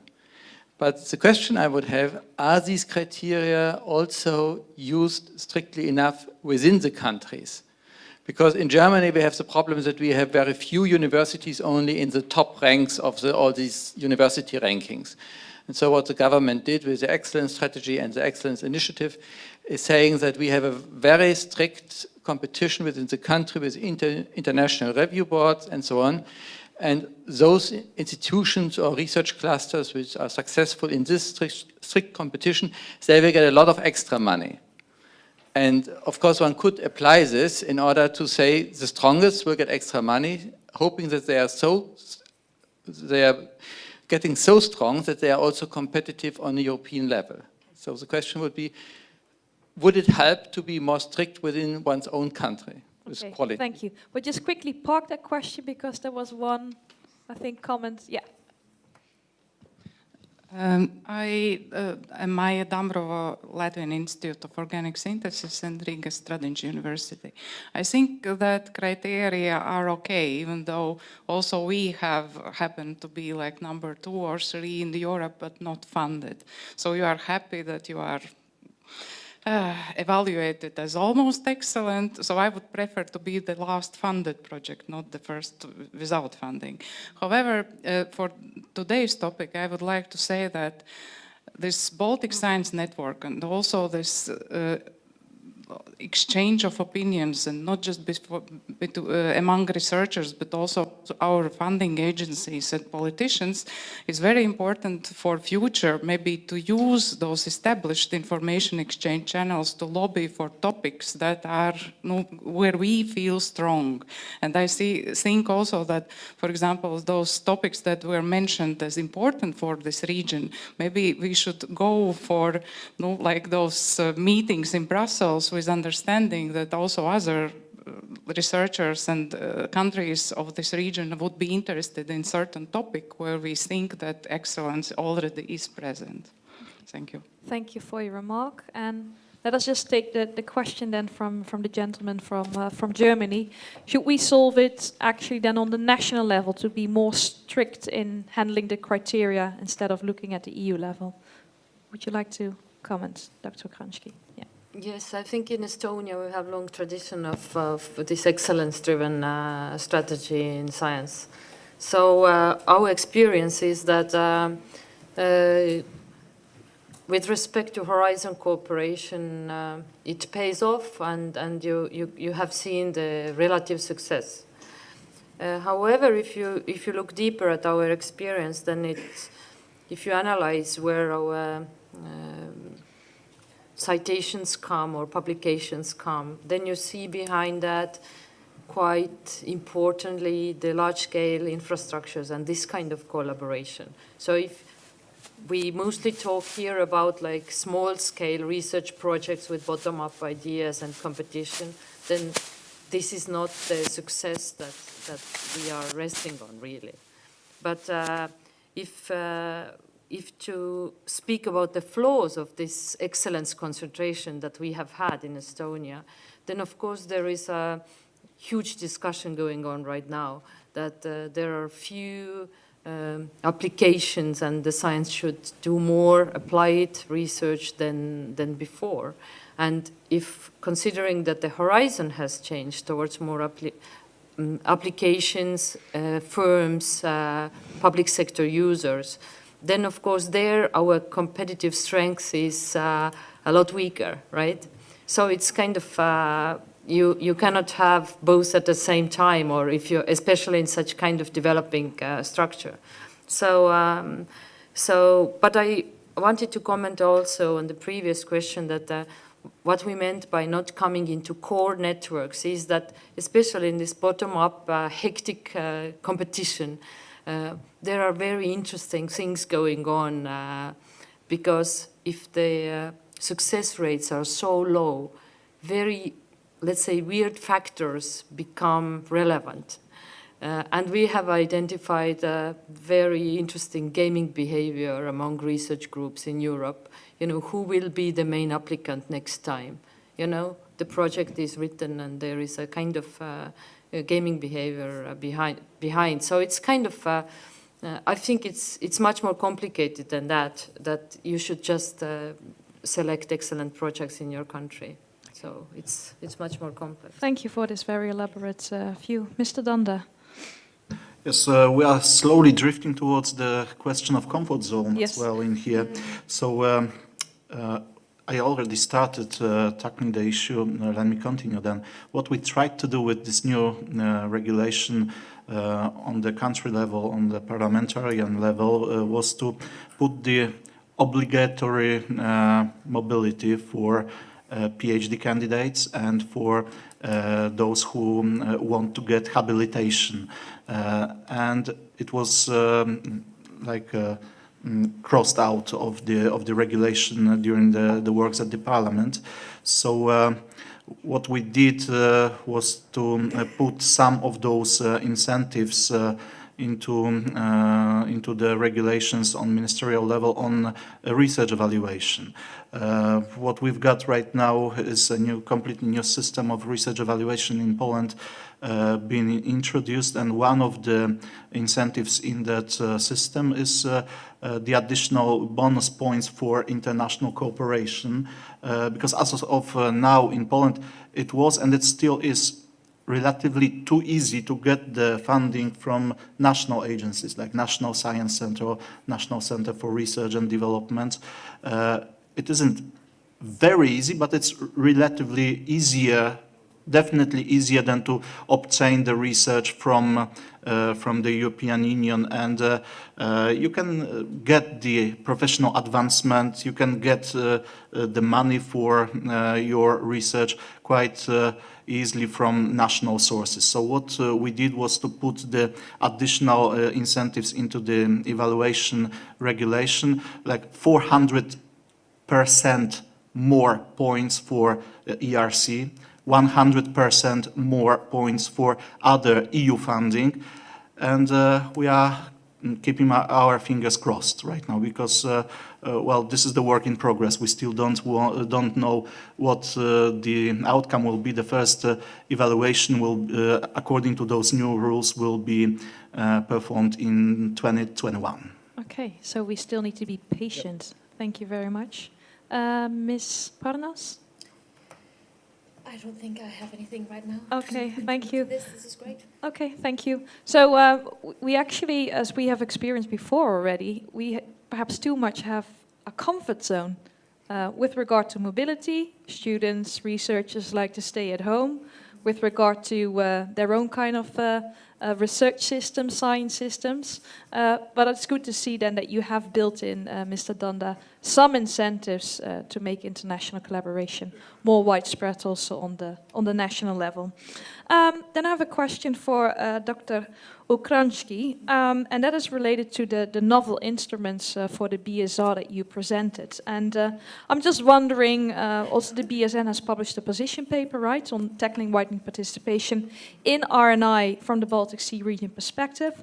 And the recommendation that is being made there is to increase the use of transnational instruments such as Interreg for joint macro-regional RNI.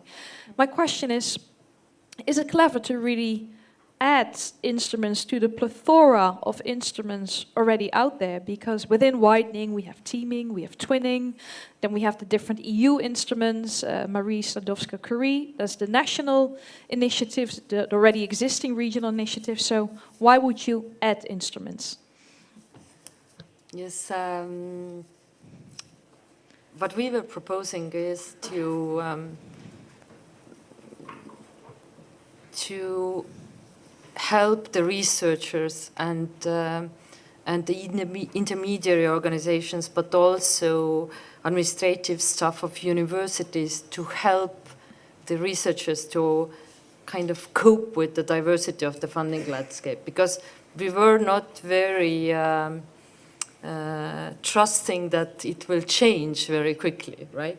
So the diversity will still be there, and if you think about now the discussions about FP9, then we see rather new instruments coming, which we didn't have before, some kind of mission-oriented instruments, right? So, and of course Interreg is existing, so if it's, if you increase the funding there, so it doesn't really change the landscape if the eligibility criteria, all the bureaucracy rules stay the same there, okay? So it's kind of what we saw that since we cannot change so quickly the landscape, but we need to advance the cooperation within the region, we should rather think about the instruments, how to cope with that and help. Not to create so much new, kind of very different type of instruments for the research to apply for and to understand for. So this was our kind of aim. Okay, thank you very much. I can take a final question from the audience. Does anyone have a question to our panelists? An experience that you would like to share on widening participation? Okay. If not, then we're just going to fast forward a bit to 2021, because that will mark the start of Horizon Europe. New program, it's still under negotiation, but I'm sure they're going to build upon the results that we already have, because as the Commission calls it, it's not going to be a revolution, it's rather going to be a evolution. So my question is, there will be a part which is called Sharing Excellence, an intervention area which entails programs like the spread and the connection of excellence across the EU to reinforce the creation of high quality knowledge and to increase cross-sectorial, cross-disciplinary, cross-border cooperation. My question to all of you is, can you tell us how the Baltic Sea macro region could tap into this program the best extent possible? So, ladies first. So, can I ask Ms. Parnas to take the question? I think we have to keep doing what we're doing. I don't think any one of us will invent some sort of magic bullet that's going to make it much different or I had a conversation a couple of days ago with someone who said that it's like I'm sorry, but it's like a hamster licking a salt rock. You know, it takes a long time before you see any kind of result, but you have to keep going because at some point it will start to take shape. And I think, I mean, the whole issue of participation, it's a long, sort of arduous, hard work. And I think that we are, many of us, all of us, on the right track. We're asking the right questions. We, I think, realize that the framework program itself, for instance, is not going to solve all the issues and the challenges we have of being ready to use the framework program. We know that it's bound up with the national investments in research and innovation. We know it's about simplification, about efficient national contact points, about really being smart with smart specialization strategies and the use of structural funds to get that capacity building that is actually the sort of the key to getting in there. And for us as a EU 15 classic country who doesn't have, I mean, we participate in the program and we're proud of that. But it's a constant effort to keep, to maintain the levels of participation. So we're doing exactly the same as everyone else in the region, I think, which is, as you said as well, trying always to get, to focus the work programs, the biannual work programs on topics and calls that make sense to our researchers and our environments and helping our researchers and bust myths about the framework program and participation, doing stuff like the National Action Plan and looking into where we can actually support the researchers day to day and the trainer strategies, all that sort of work. So I'm sorry, it's a long, messy answer, but I think we keep need going to keep and be going. patient. We need to do what we're doing because I think we all know basically what it takes and that we can't sort of do magic and it'll be all right. But yeah, sorry. Long, if you messy could answer. do magic, we wouldn't be sitting here probably. I think so. Okay, Mr. Danda. Yeah, let me start with some statement which might be a little bit controversial as far as the names are concerned in here, which is that Poland is quite opposed towards the renaming, the rebranding of widening instruments into sharing excellence. Because once we take a look at that phrase, it might, I stress might, it might suggest that excellence is non-existent in EU 13. The term sharing could be used in the term that one part of the continent has the excellence, the other one does not have, so we have to share. Of course, there is another way of looking at So if you would rename sharing. it, what would be your suggestion? I would stay with what we've got. Yes. So in that respect, I fully agree with my predecessor in here. So I think that we are at the right track because there are some widening instruments which already fulfill that dream that I was talking about before. We've got some successful examples of teaming and ERA chairs, which are, as far as the success rate of Polish scientists is concerned, which are on par with the success rate in the rest of Europe. So it is possible within that framework, and I think that this leaking of the solid rock by the hamster is quite a good parallel of what we are doing. However, I would also stress that we need to go further, maybe to add a second hamster to that rock, in order to get the research funding, the funding for research incorporated into the widening principle. Okay, thank you for wrapping it up so nicely. Dr. Ukramski? Yes, I think for all the researchers, I would say learn the rules so quickly as you can, possibly. Right, to start the game in the new horizon. But more seriously, for the EU 13 and smaller countries, I think try to use all different funding instruments, also structure funds and your own basic research funds in a complementary way. Talking from my own experience, my group has or generally my faculty, like about 6% success rates in Estonian basic science competitions, which is like much tougher than Horizon right now in our field. And in Horizon 17% and in structural funds 75%. So it's like the success rate differentials are huge. And of course, if I select where I'm applying, the answer is quite clear, right? But it shouldn't be like this. So we should use the instruments complementary way to enhance the participation also in Horizon. Thank you very much. So let us all find this big rock outside and start licking it all together. Okay, ladies and gentlemen, a big hand to our panel. I'd like to ask you just to remain seated for now. I'll just quickly do some closing remarks because I think we have learned a lot today. And as I mentioned in the beginning, the network has run for 3 years right now, but this is actually only the beginning and definitely not the end. So 3 years of a lot of preparation are now finally paying off, and the joint approach as showcased by the Baltic Sea region is for sure a promising one. It's a unique experience in a multi-level governance setting with ministries, science councils, universities, and multiple networks, because there are many platforms that bring a lot of support to the Baltic Sea region. And apart from the core partnership, each partner also brings in experiences and contacts that they have at the national level, and this is very important to the continuation of the BSN. But ladies and gentlemen, it is now all about the next step, going from strategy, recommendations to implementation. And luckily, there are already a couple of examples that we've heard today. The different research areas have been identified. There are different mobility tools that are being set up. So this is all very promising. And finally, I'd like to point out to you that also some of those ideas that have popped up within the Baltic Sea region's work already have a lot of trade-off and payoff and spillover to other projects in science. One example, for example, is that Hamburg, Skane and Copenhagen are working together in a HALOS project on life science research with photon neutron science.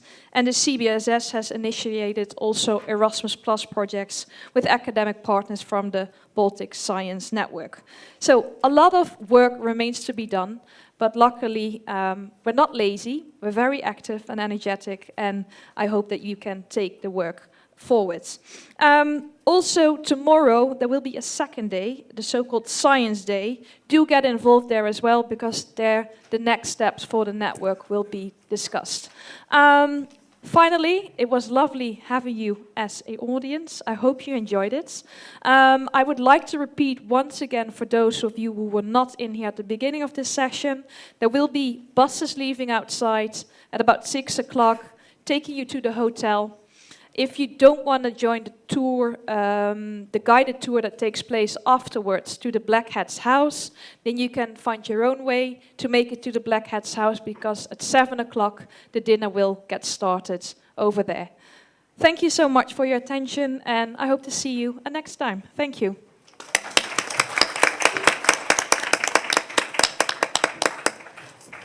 Thank you very much.